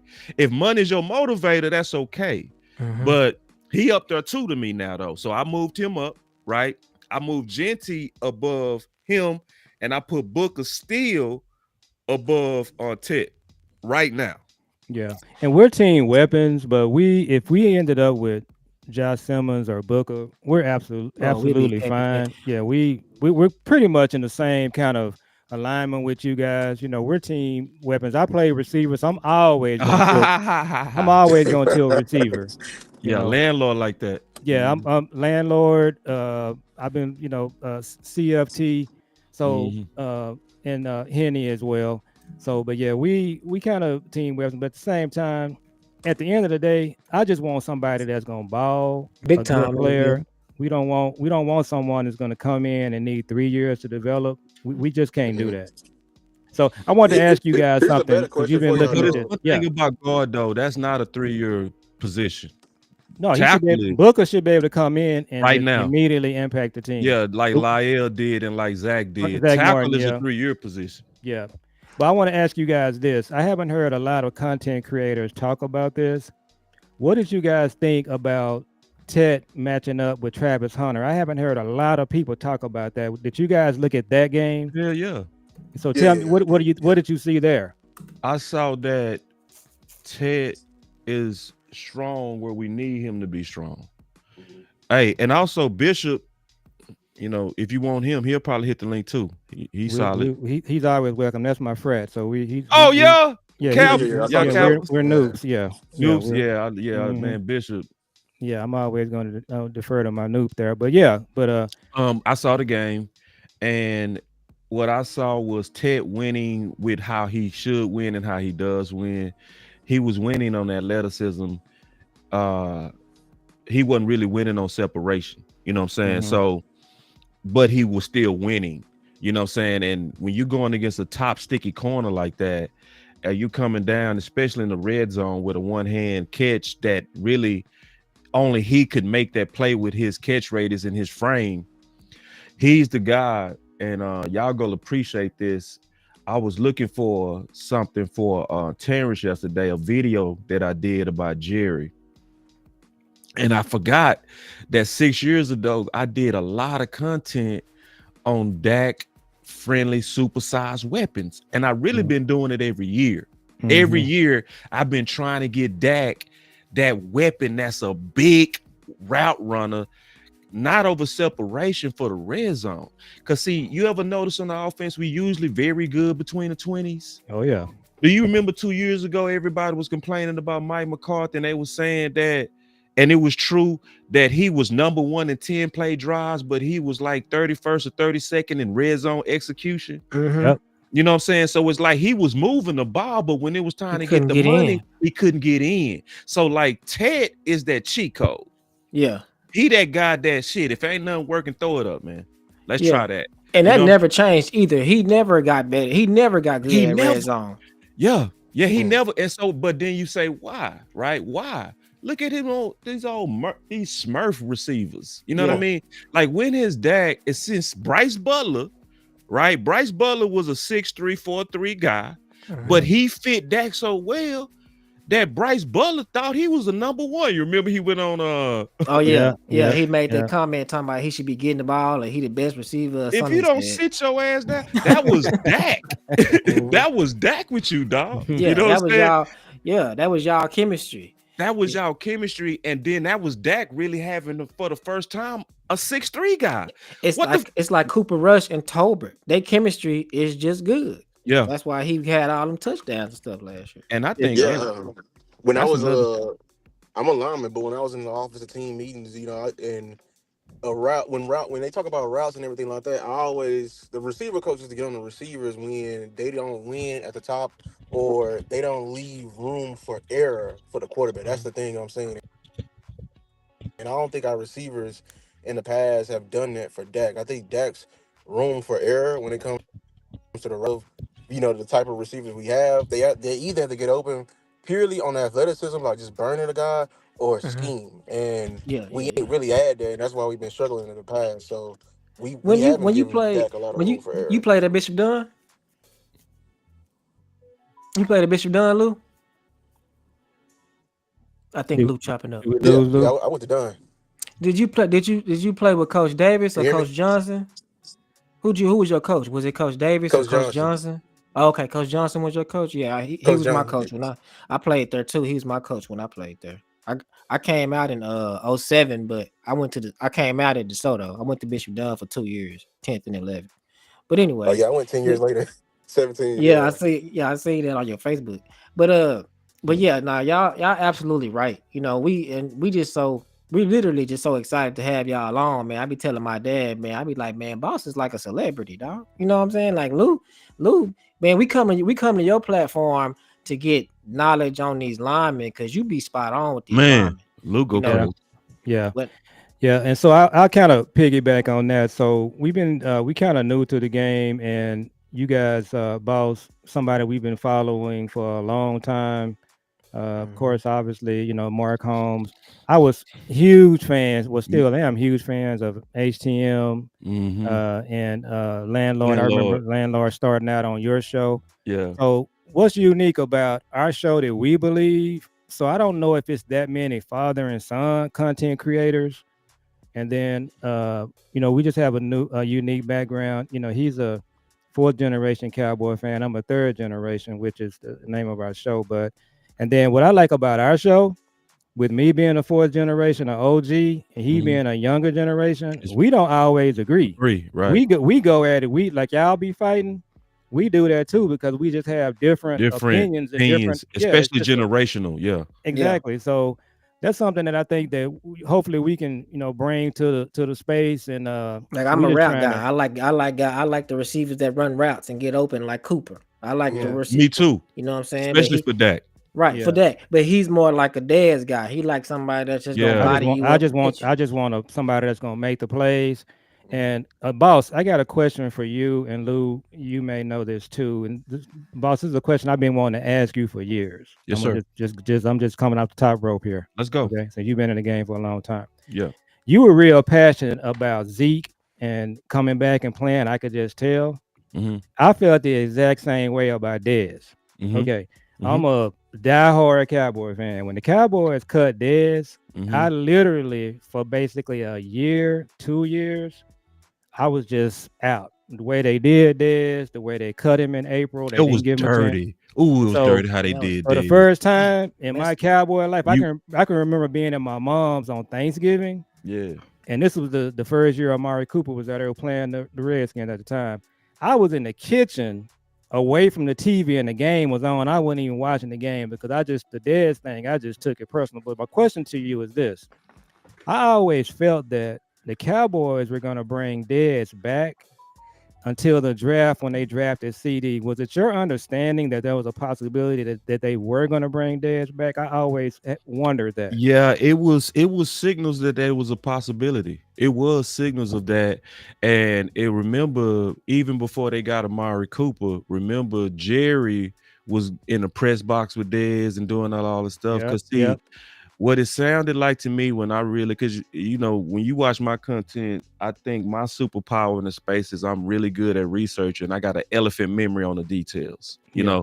So I remember around that time, what was going on is it seemed like it was a split between Jerry and Steven, because Steven, he missed the budget guy. He always trying to figure out how to do things cheaper, right? And Cowboy. he was cowboying real bad then, because remember, that was the time that people was like, Dez need to take a pay cut or else. You remember that? They Yeah. wanted him to take a pay cut, and remember he came out and he was like, they never even approached me about that. You remember? He came out, which was like, Mm-hmm. that's like, y'all didn't even come to him, like, Yeah. and he was like, they didn't even try to work with me, according to James Slater. You know what I'm saying? So it was one of those things that when we was doing receiver by committee and we had the worst separation in the league, it was literally 2.2 yards of Mm-hmm. separation from the whole unit. Yeah. So Will McClay finally split with Steven. And they talked about it a little bit later, and he said, Will said that it was people inside that was like, let's ride this ship out. Because remember, we was at that time 3-4, and we was getting ready to go into Tennessee, right? Lost to Tennessee. Yeah, and we lost to Tennessee, and we got Amari during that bye week. Yep. Yeah, and so what happened when we had that 2.2 yards of separation, they basically said, all right, Will, go get it. You know what I'm saying? And that's when he brought back Amari. And then that killed Dez for a second. That killed it because him and Dak took off, right? But you started to see that buzz because it was just like now where, okay, we like Cooper, but we didn't like the number 2s and number 3s. Right. Mm-hmm. You see what I'm saying? So anybody with common sense was like, go get Dez, because he clearly better than Hearns. He clearly better than Cole Beasley at that time. He clearly was better than Thompson. Thompson was a 4-3 guy, but you couldn't see it, right? Mm-hmm. It didn't work. So everybody, you right. Everybody at that time was like, Dez, as make him the number 2. It was even people saying shit like make him a tight end. You remember that? They was saying make him a tight end. And then when we got CD, all of us was like, he gone. Like, That's not that night, and then that night at that draft, and then they gave him 88. Then they gave him 88. I said, that's it. Yeah, it was it. Once they gave him 88. Now, Yeah. I'm like you, and I'm glad you brought up the Dez disrespect, because that was one of the times I felt disgusting to be a Cowboy fan. Yeah, that's how I felt. Because like y'all, it's literally this is dope that it's generations between y'all, right, as Cowboy fans. But all of us have one thing in common: the respect for 88. Yeah. You know what I'm saying? So the way they did Dez, it was not even just disrespectful.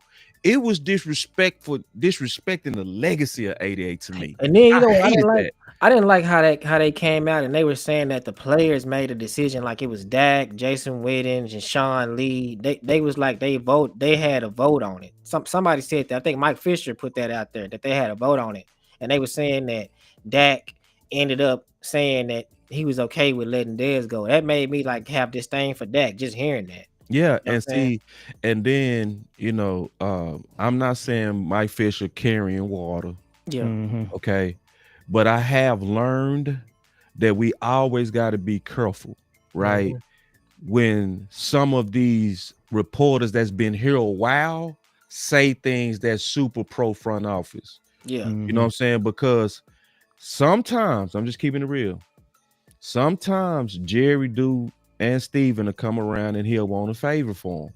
Yeah. And then we'll try to, read the tea leaves, and sometimes we're wrong. You know what I mean? But I'm whenever it's coming from them, I always kind of like, I respect Mike Fish and I respect all of them, right? I just know that sometimes they go call down a favor. You know Yeah. what I mean? And like Mike Fisher has been reported by many times that he's somebody that's just go put the story out, whether it makes sense or not.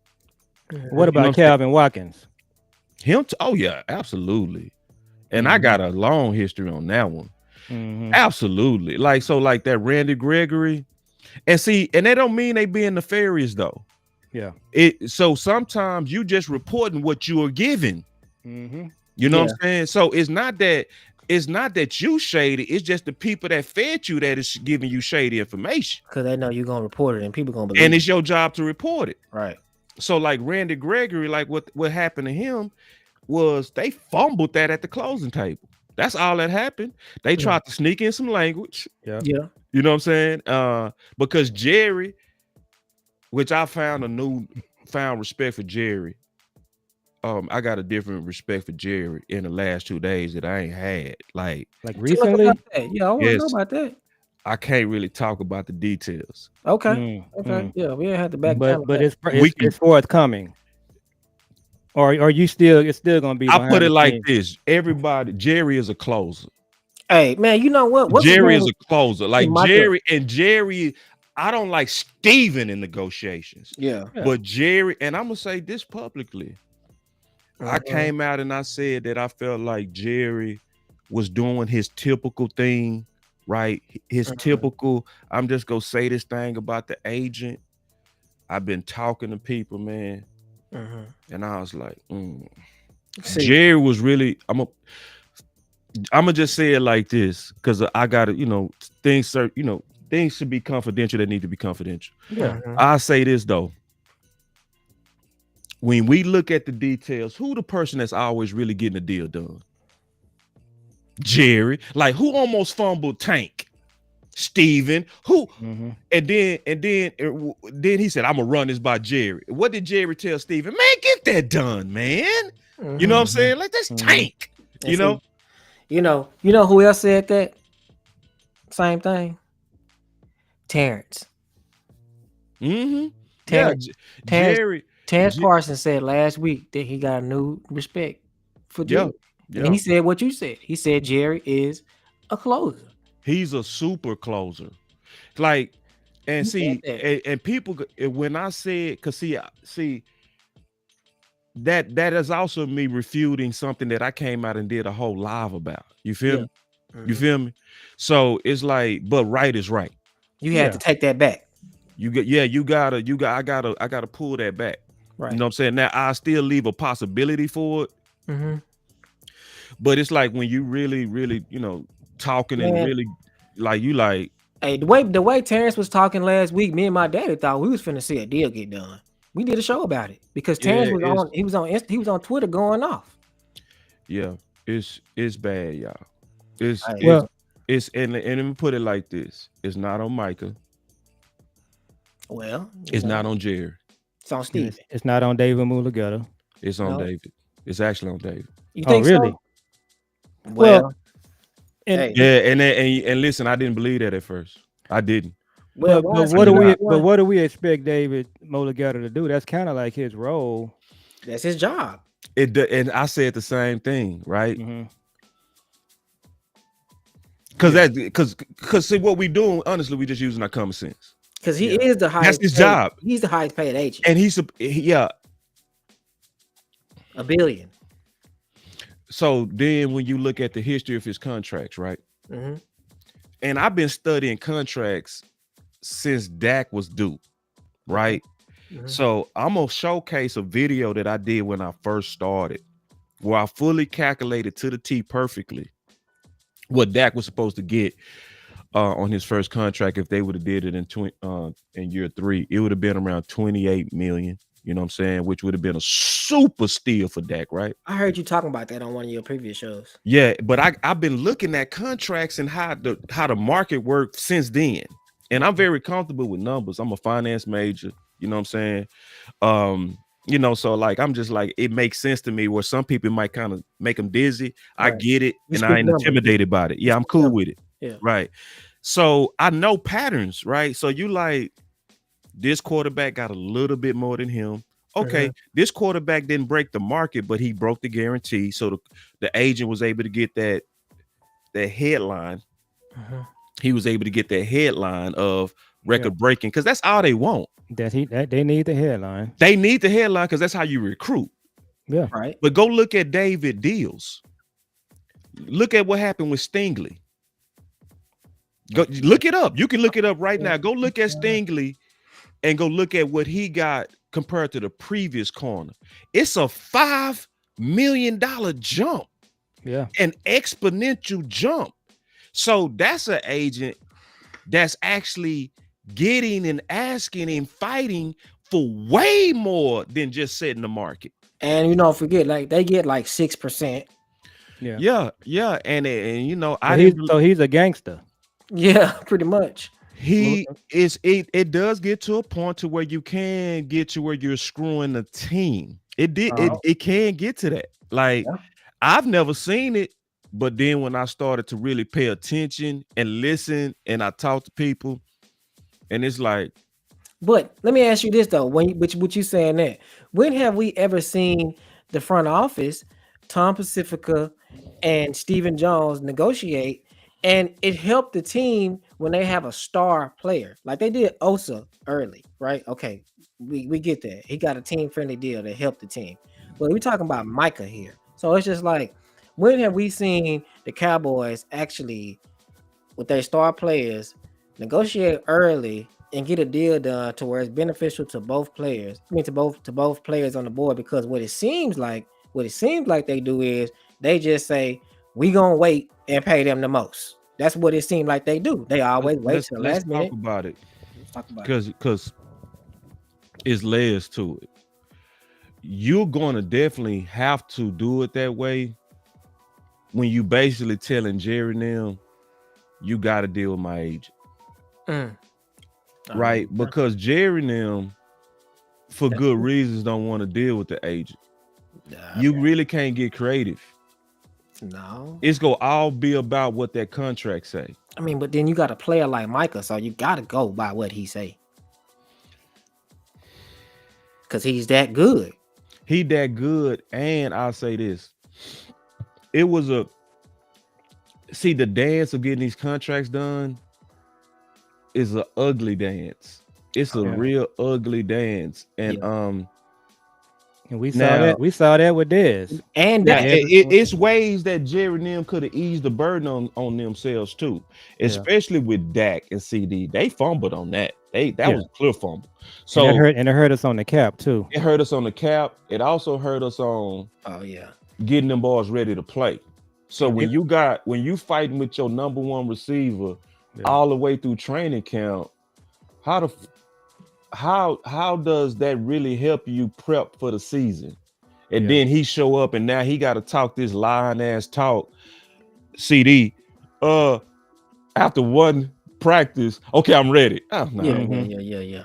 And then later he came in and said it threw us off. Yeah, it did. So, but I would say this occasion, from what I've been hearing from very quality sources, is way different. And so then it's a way to believe that it's different. Because first of all, y'all Cowboy historians, obviously, when have you ever seen Jerry talking to their star players in April? What I want to ask you, boss, is this, and with your background, in finance and in sales too, which I've heard you talk about extensively, and I have a corporate background myself. Where are you on Jerry talking to the players directly, even trying to negotiate with the players versus talking to the agent? Where are you on that? Do you feel like he's crossing the line right there, or do you feel like in this case, it's something that everything needs to be considered because we're just trying to get a deal done. And then also before you answer that, I want to put this my fourth generation spin on that too. I was telling him that I think that Jerry and Micah, they not talking about contracts. I think that when they're talking to each other, they're talking about other business ventures, like you know how Micah is like president of Gridiron Bleacher Report, and so it's kind of like you want to talk to like a someone that has that's a great businessman like Jerry about things like that. In the contract is just like, he can talk to him about the contract, but that's really not the meat and potatoes of what they mean about it. I could be totally wrong, but I just want Okay, to think that. if I send y'all a video, could you upload it into the show? Yeah. I'm seeing some. Where you Send me gonna your send it to me? email. Okay, Just yeah, send me put your it. email. All right. Well, This why you want me to crazy. send We send me getting email? creative right now. I love Let me it. see. Let me see. I'm gonna put it in a private chat. This Because is dope. I'm trying to approach it from the standpoint is Jerry being disrespectful talking directly to Micah, and This video. We go play the video, and this go allow me to go through that in detail. All right. okay. Yeah, just send it to my email. Give me 1 second. You send it to my Twitter. No, I sent it to I put it in the back chat Okay. on the private chat on here on All right. Restream. Give me a second. All right. While he's working I on see it. I that, see it. I see it. while Mhm. he's working on that, talk to people about where they can find our show and get your to promote the show and talk doing the likes and all of that there in the background. So y'all make sure y'all like, comment, and subscribe. It really helps us on our algorithm. And then our show is Gen to Gen Cast. So it's GEN, the number 2, GENCAST, and that stands for Cowboys and Sports Talk. And you can find us on YouTube. You can find us on Twitch, on TikTok, on let's see, YouTube, TikTok, Facebook, and it's all the same. If you just type in GEN2 GEN cast, we're gonna pop all the links will pop up. And I'm working on a actual like a page where you can actually get all of the links on one page. And I'm gonna be posting that on our channel, so you can just click the link. So but I yeah, just that's where sent it we to at. you. I Okay, just sent bet. it to you. And then while you download that, just as an encouragement to what y'all doing, um,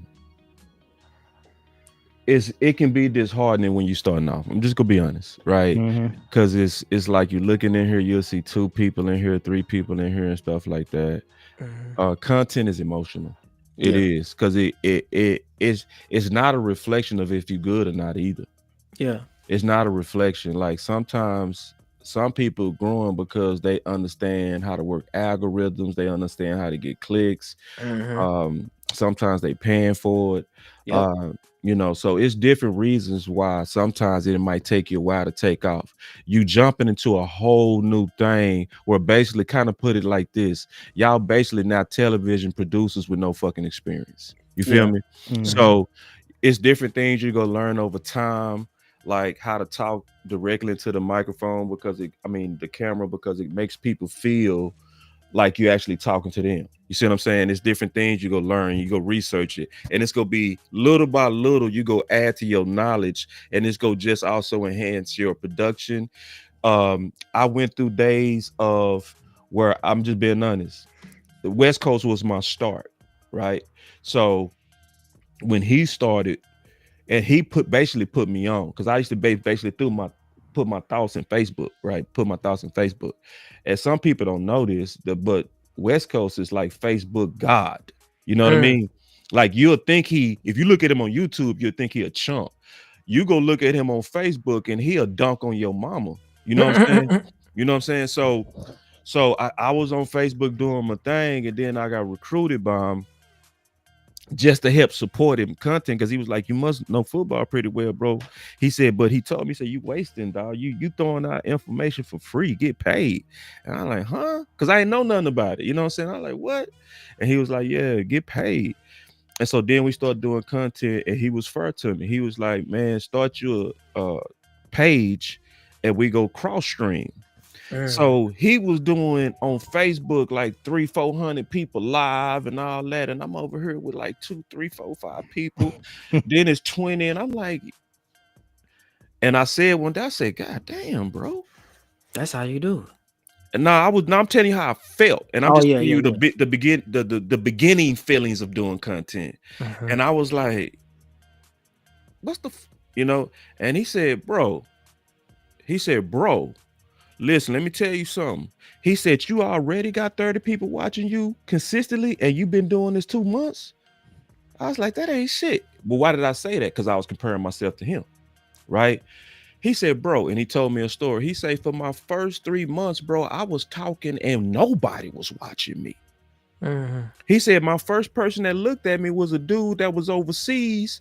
I forgot his name." He said, "And every now and then he just come in and I'd be like, hey, that's him." Because he was almost like I wanted to quit. Mhm. Now, this is Facebook God. You know what I'm saying? West Coast is Facebook King. You know Yeah. what I'm saying? So, and when he told me that, I said, all right, I know what to do now. And so what I started doing going forward is I stopped looking at my numbers. The only thing I concentrated on was trying to get the best presentation. That's it.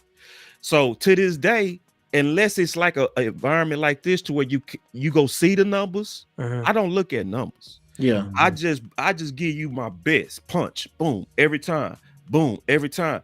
And it got like that to a point when we start getting up to 400 and 500 live, I didn't even know it. Like I was still thinking we was doing 60 and 70 and stuff like that, right? And we was having 500 people Mr. live Jones, Darren sometime. OC said it was a good day. There it is. There it is. Let's go. Run it. Oh Run yeah. it.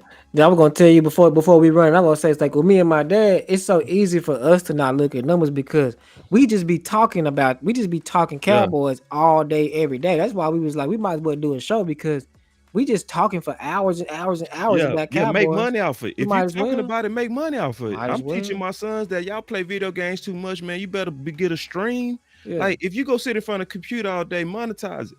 But hey, let's talk. I want to talk about this. Let's get to the football. and Let's just do came it. out Play. here to do All right. commercial real estate. Is there something about the Cowboys where they all jump into commercial real estate, come out here to this particular franchise? What is it that has created that pipeline of talent from football to commercial real estate? Well, I've been in commercial real estate ever since my college graduation. And it's an exciting area. It's very competitive. It's a contact sport. It doesn't surprise me that these ball players engage in it and are good at it. And so I know that it's certainly made a lot of good things possible for me. It's rewarding. Because you get to meet so many good people. So the whole area is a place that I could recommend any of our players that Emmett is involved in it. So the whole area is a place that I could recommend any of our players that Emmett is involved in it. So the whole area is a place that I could recommend any of our players that Emmett is involved in it, to just name one. But many of our players are involved in real estate. Dak said that his representatives have made a counteroffer to the Cowboys. Are you pleased with how things are going in those discussions right now? Well, as I just mentioned, I'm sorry, we're fortunate to have the players that have interest in their contract at the forefront. We're fortunate to have that number of players that have that. We are doing contracts here 100% of the time on the entire Cowboys. And we really never know where we are with anybody until we get one done, and then everybody has agreed. But we're moving along satisfactorily with all of our contract negotiation.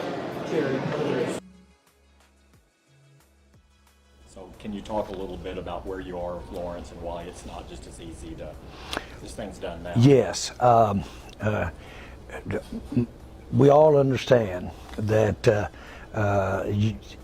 in a negotiation, both parties can really want to get it done. They've just got to go into the area where they have some disagreements. Usually it's about the amount of money or the time that you're talking about, issues like that. Some disagreements. Usually it's about the amount of money or the time that you're talking about, issues like that. Some disagreements. Usually it's about the amount of money or the time that you're talking about, issues like that. And so that you can have times when you feel real good, you feel like you're making progress. You can have times when you don't feel as good. This isn't in any way unique to DeMarcus. This has gone on as far back for me, notably with Emmitt Smith.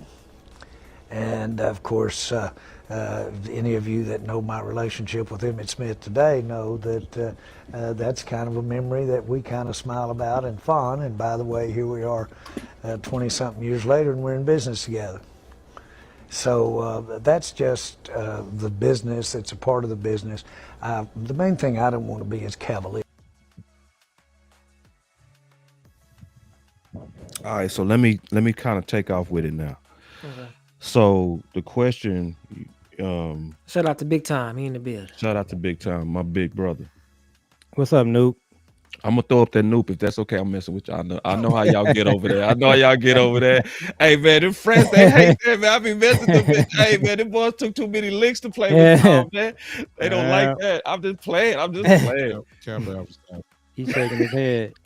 He should shake his head. I be doing my brother like that. He plays. I be turning them boys up. I be throwing their stars up and everything.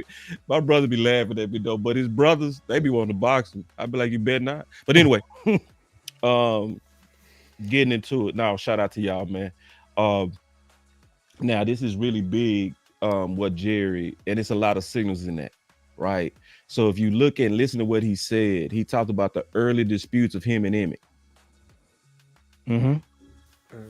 And he said years later, we in business. We still in business. And he also said commercial real estate was my first job coming out of college, and I built myself to a point to where that I can recommend deals to my former players. Now,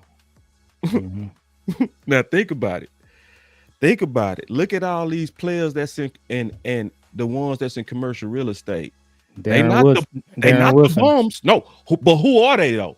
They the killers. They the one of ones, right? So what is Micah? I'm not saying Micah was off with that. I'm not saying that. You know what I'm saying? But I'm saying, like, if you say, Jerry, go talk to my agent, it ain't no chance you will ever be Emmitt. Just think about it. It ain't no chance. And it says a lot about Jerry. Because, see, we from Oak Cliff. We know a verbal doesn't mean a damn thing in Oak Cliff. Especially 20 years later. How many people will hustle you in Oak Cliff that just made you a promise? So you got Emmitt, who his heyday was over 20 years ago, and he's still eating off the relationship directly today. Now, when you're dealing with Jerry, though, there's also a cost. Let's keep it real. Yeah. Jerry's he go call that favor home sometime. So around that period, the only reason I had that clip, because Emmitt at that time was saying, hey, Dak, why don't you take a team-friendly discount so that Amari could get on the team? Which I knew was BS because I was looking at the numbers. I was like, he don't need to do that. There's also a cost. You know what I'm saying? Let's keep it real. Yeah. It's an echo. I think it's coming from you, Bishop. Okay. Big time. So that also mean if you do, it's almost like coming. I don't know anybody political affiliation, but I'm gonna just say it like this. It's a pattern that if you come down them Trump elevators, you all of a sudden just develop a strong voice for him. You feel me? It's almost like it was a deal done, right? So when you saw Kanye come down them elevators, right? And we saw, what was the legendary running back? What was his name? I've got his name. Jim Brown? Jim Brown. When he came down them elevators, it was like, did you leave your soul upstairs now? No, I'm just saying. So it's like, you feel me though? Like for real. When you come down at it, so if you do a deal, Jerry might come with. I'm having trouble, man. Dak don't deal with me. He deal with his agent, man. So we got to do it the ugly way. We got to do it the pressure way. You feel Yeah. me? So then Emmett came out, and I was exposing at that time how Emmett, it's like, Emmett, you held out. How you go trip that he hold it? You know what I'm saying? Like, Yeah. So it's two sides of it. If you talk to Jerry, it says this to me. This is what I get from it. That's why I say I got a newfound respect for him. It says this: if you got the balls to go negotiate, no insult to the Lord, just in a metaphor. If you got the balls to try to negotiate with God a business, right? You got to also know the character of that dude. And the character tells me when I look at him with his one-on-one players that he really, really, really tries to make sure that you come out without losing, and even better. If you help my team on the cap, I got you. That's what it looked like to me. And history shows that. And I'm keeping it 100. You know what I'm saying? Darren Woodson, and put it like this. And listen, I'm keeping it all the way real with you. See, Darren Wilson was a recipient of commercial real estate deals. Mm-hmm. His office was in the Star. Yeah. Yeah. Emmy came out there, in my opinion, he tap danced. He tap danced with Jerry. They asked Darren the same thing. Darren said, "You better not take no discount, Dak." Mm-hmm. Darren Wilson is not in that office no more in Frisco. Well, so if you don't do business, if you don't, you know what I'm saying? If you don't kind of tap, well, then the funnel could draw up on you too. But who cares? How many good big deals did Darren Wilson eat from just a funnel? And this is the last thing I'm gonna say, and I'm done. This is the last thing I'm gonna say, and I'm done.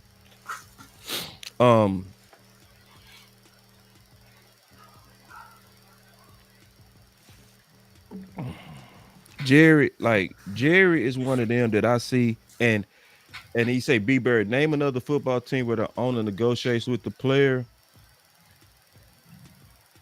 These players are not Jerry.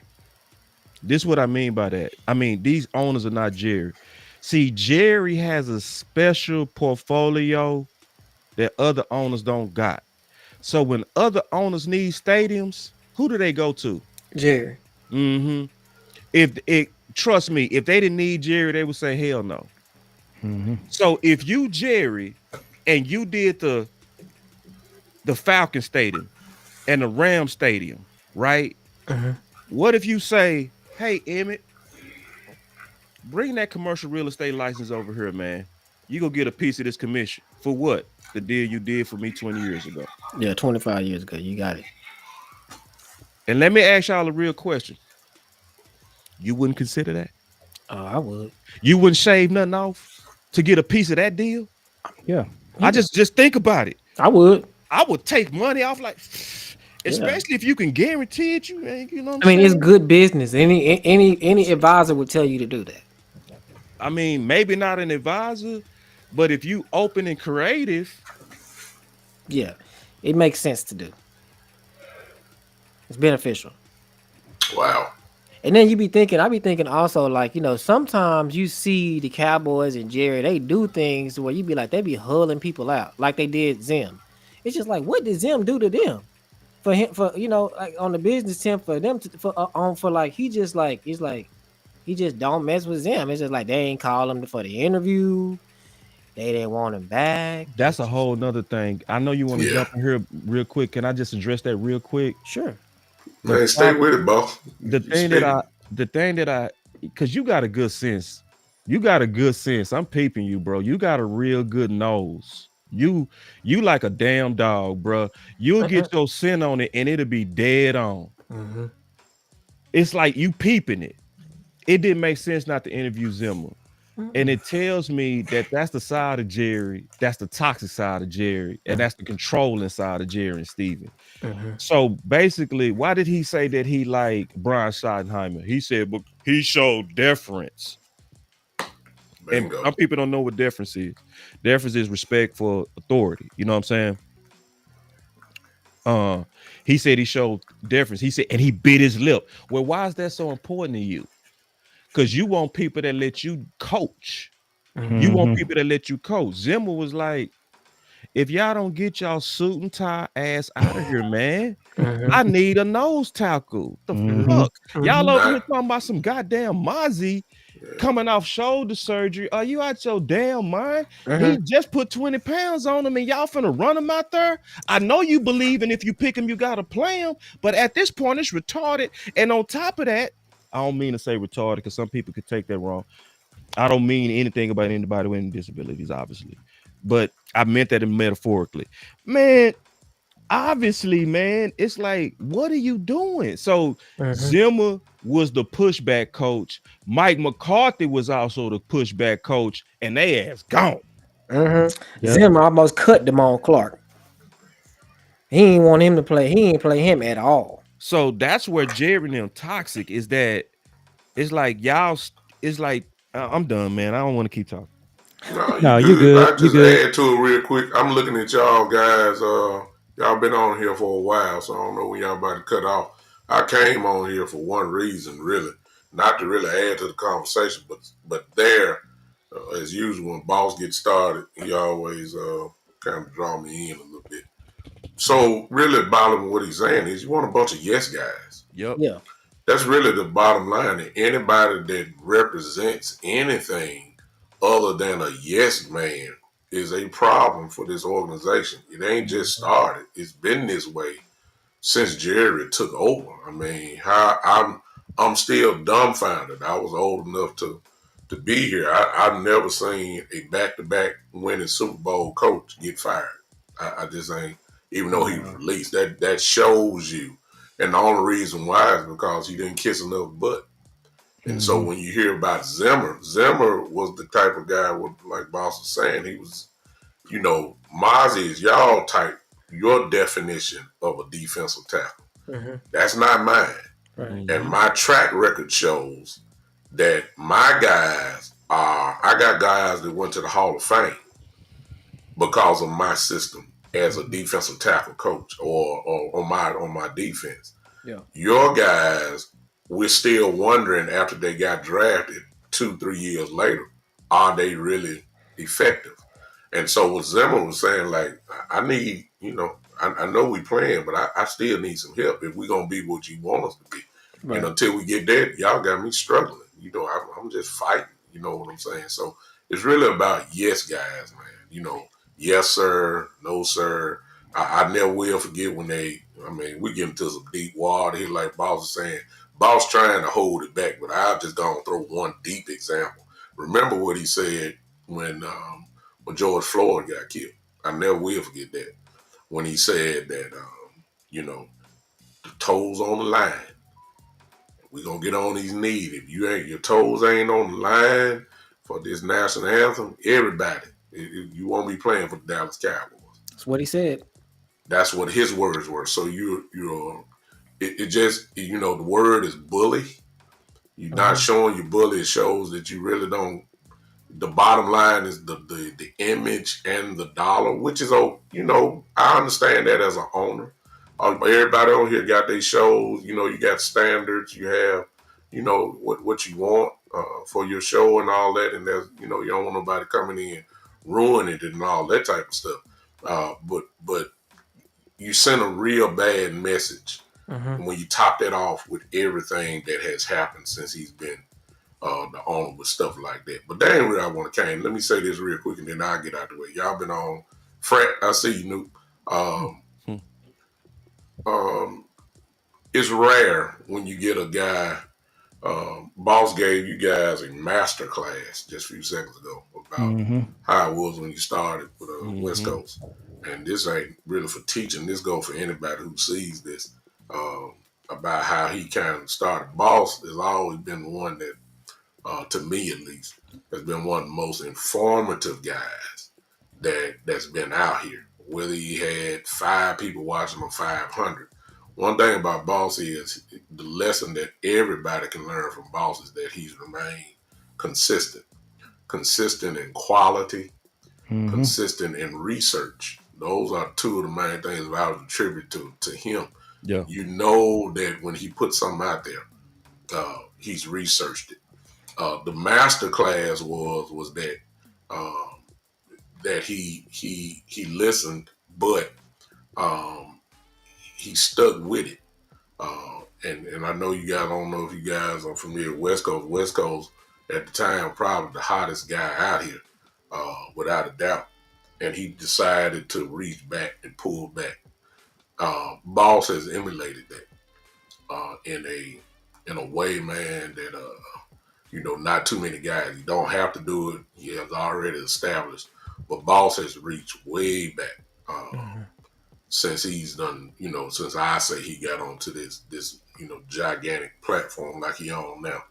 And not saying he reached him. I mean, it's just whoever you are, long as you talking about something, he gonna come get you. Yeah. And he's gonna advance your show just by obviously his presence. But if he's at that level now where if you put he put his stamp on Yeah. you, and if his stamp on you is that he on the camera with you, you'll be known now as you somebody gonna be watching, and you just never know, and it just grows. So I just came here to commend you two guys because I told y'all when I was on the show with y'all, we got to get more and more together because y'all knowledgeable, man, Yeah. for real. I mean, seriously knowledgeable, They was and cooking. and They was really and cooking. yeah, they cooking. And then when you get somebody like Boss on here who's considered, you know, one of the best in the game as far as content creator, Dallas Cowboy content creator go. You just stick with it, man. That's Just all I stick can Yeah. say. with it. And I That's and I really all and I I can. do and I appreciate it big time, and we appreciate you also. Just kind of being encouraging and reaching out to us and communicating with us. So we appreciate you, Noop. Boss really surprised me. I was listening to a show that Boss did, and it was probably it might have been 2 months ago, and I was listening to Boss. I was sitting here at work because I often I listen to a lot of the shows during the day when I'm at work, and same with yours. It's kind of hard for me to catch them live most of the Yeah. time. Cause I'm at night. But yeah, but Boss, he said something on his show that really it just really, I mean, it kind of moved me. So he said that he talked about the reason that he's doing this. He talked about the community, and you can just tell he's genuine about the community and the new media, the phenomenon I called it. But he said something that caught my attention. He said that what he wants to do is, just kind of be a light for others that are trying to get in this space. And he said he wants to, help other people try to gain foot in this space. When I heard Boss do that show, I immediately reached out to him. I said, this brother right here is definitely somebody we want to connect with. He is from our community. We're Oak Cliff We guys. Oak Cliff, right? Oh man, True and true. Right. We Oak Cliff, through and through. Streets. So went to the same high school. So I said I'm Hmm. gonna reach out to oh Boss, wow, and and but it really was a lot of, he didn't have to do that. He doesn't have to do what he's doing now. And so what we want to do is bring some positivity to the space, bring that brotherhood, big time. You and I just had that connection oh already. yeah, But yeah, man, we really appreciate, Boss jumping on with us tonight because he didn't have to do this, taking his time. oh And then my son and I, he's a student, he's trying to, one of the things we have to do is we working with his schedule. He's honing his craft. He's going to school for media Oh, right woo, now. oh man. He's buckle. Oh, almost he a bad boy already, almost to naturally. the almost to the finish line. Yeah. So so he's gonna be bringing just more creativity and more Yeah. knowledge to what we're doing. I'm just the OG. I just provide the color. Yeah. That's what I do. But he's really done a great job. So shout out to my son Jules. I tell you what. But we man, we appreciate you guys jumping on with us and welcoming us to this space. And we just can't say how much we appreciate you guys doing this. I want to say one more thing, just real quick. I want to definitely also take it to another level. Um, it's one thing to come on y'all platform. You get way more exposure if you come on my platform. So I want to invite y'all to my platform. I do also want to apologize Wow, that my that's wonderful. communication has been trash with y'all. It's been trash. You know what I mean? And I need to do better. You know what I'm saying? My heart was in the right place and my communication was horrible. You know what I Oh, mean? yeah. So, and I know y'all cool because I'm here now. But at the same time, it's still no excuses for that. Um, it's a guy, also another guy I want to bring on. It's this guy, he literally been sending me for 3 years straight, nothing but content, nothing but content. Like just different ideas, different things. Uh, let me hold on, let me grab my phone because I want to get his name. Hold on real quick. But he basically also got an up and coming channel. But it's like if you've been sending me and trying to hit me for 3 years and I ain't even responded to you, you know what I'm saying? It's like, and I told him, I said, we need to do a show, bro. You know what I That's mean? why It's, I told him I'm like Daddy Boss is like a celebrity. Mhm. I yeah, said, man, and and everybody over time does that. I'll be honest. Like as you perfect this craft, all As of you us grow. become that. Just to be honest, I'm being all the Yeah, way as you it honest. was It's grow. big for us as to you be on grow. with Big Time too, because we did a Yeah, couple Big Time, and that exactly. was huge for And us. it does and you know it's and Mark Holmes is that to me. Tom Yeah, Downey was that to me. Like yeah, when I finally talked to Mark Holmes, I was like, That's how I found your show, boss. yeah, yeah, yeah, like everybody got somebody in the space that was that to them. You know what I'm yeah, saying? And Mark Holmes was the guy when I'm cleaning up the house and you know what I mean, when I'm, or he come up and I just turn on the TV. I don't feel like what's in the F them, man. You know Yeah. what I mean? There's this dude right here with the gray, he funny, he Hmm. cleaning up, but he Yep. spitting, Yep. you He know, working at the and he same working, time. and I just loved it. I just was like, I love how he grinding with it, and I Hmm. just so just like y'all like that to me, it's people that now when I run into Mark, I'd be like, what's up, Mark? But he might not have no idea that I was like, this Mark, you know what I'm saying? Right. Right. Right. And see, and I wasn't even like that for Law. I was like that for Big Game James. Big Game James wasn't bigger than Law. Everybody got somebody that's like, damn, that's the dude that I really love listening to. Right. So y'all go be like that too. Y'all just in the beginning stages, and then you go finish your media education. You go bridge that into what you do. You go enhance it. You will get better and better at it. And so I want to invite y'all out, talk about with y'all Cool. next week. Wednesday probably be the best day, and and bring on my boy. I think his name Kenyon. You know what I'm saying? And just bring y'all on and say, man, these are guys that's new in the space. They trying to get going. We go yeah. just talk ball. We go throw you in the game. I'm gonna be me. So if I don't like what you're saying, I'm gonna hit you. You know Oh what I'm yeah. saying? Because it's always Cowboys first. Yeah. Mm-hmm. And y'all know in Oak Cliff we ain't friendly. It's about winning. Oak Cliff is not a friendly place. You know that. Oh yeah, You know absolutely. that. Like this ain't the place you be always greeting everybody. Man, you'll get jacked. Yeah, I don't talk to strangers in Oak Cliff. You gotta talk to me Mm-hmm. first. Mm-hmm. Right. So You anyway, mind your business. mind you, that's the hood. That really is. So I want y'all to come on next week and give y'all more exposure. And because I love what y'all was saying, but it's just one of those things more people need to hear you. So, and I used to say that with West because I used to say, damn boy, we spitting, but it ain't enough. You know what I Hmm. mean? Mm-hmm. It ain't, because I want to make a difference. Yeah. But now we making a difference. I So agree. we gonna take it to the next level and forgive my bad communication. I But we understand. gonna make up for that. We understand. We are family men. We got families. We got jobs. We get it. We understand how it go. So we don't, we understand and we appreciate y'all a lot. Like I said, this is really big for my dad, especially y'all too. Man, I'm telling y'all, we listen to y'all faithfully. And like I said, my dad, we are big supporters of y'all. So the fact that y'all did this tonight is really, we didn't even plan on being on this long. So this is wonderful for us. This made our day. This made our month. You know what I mean?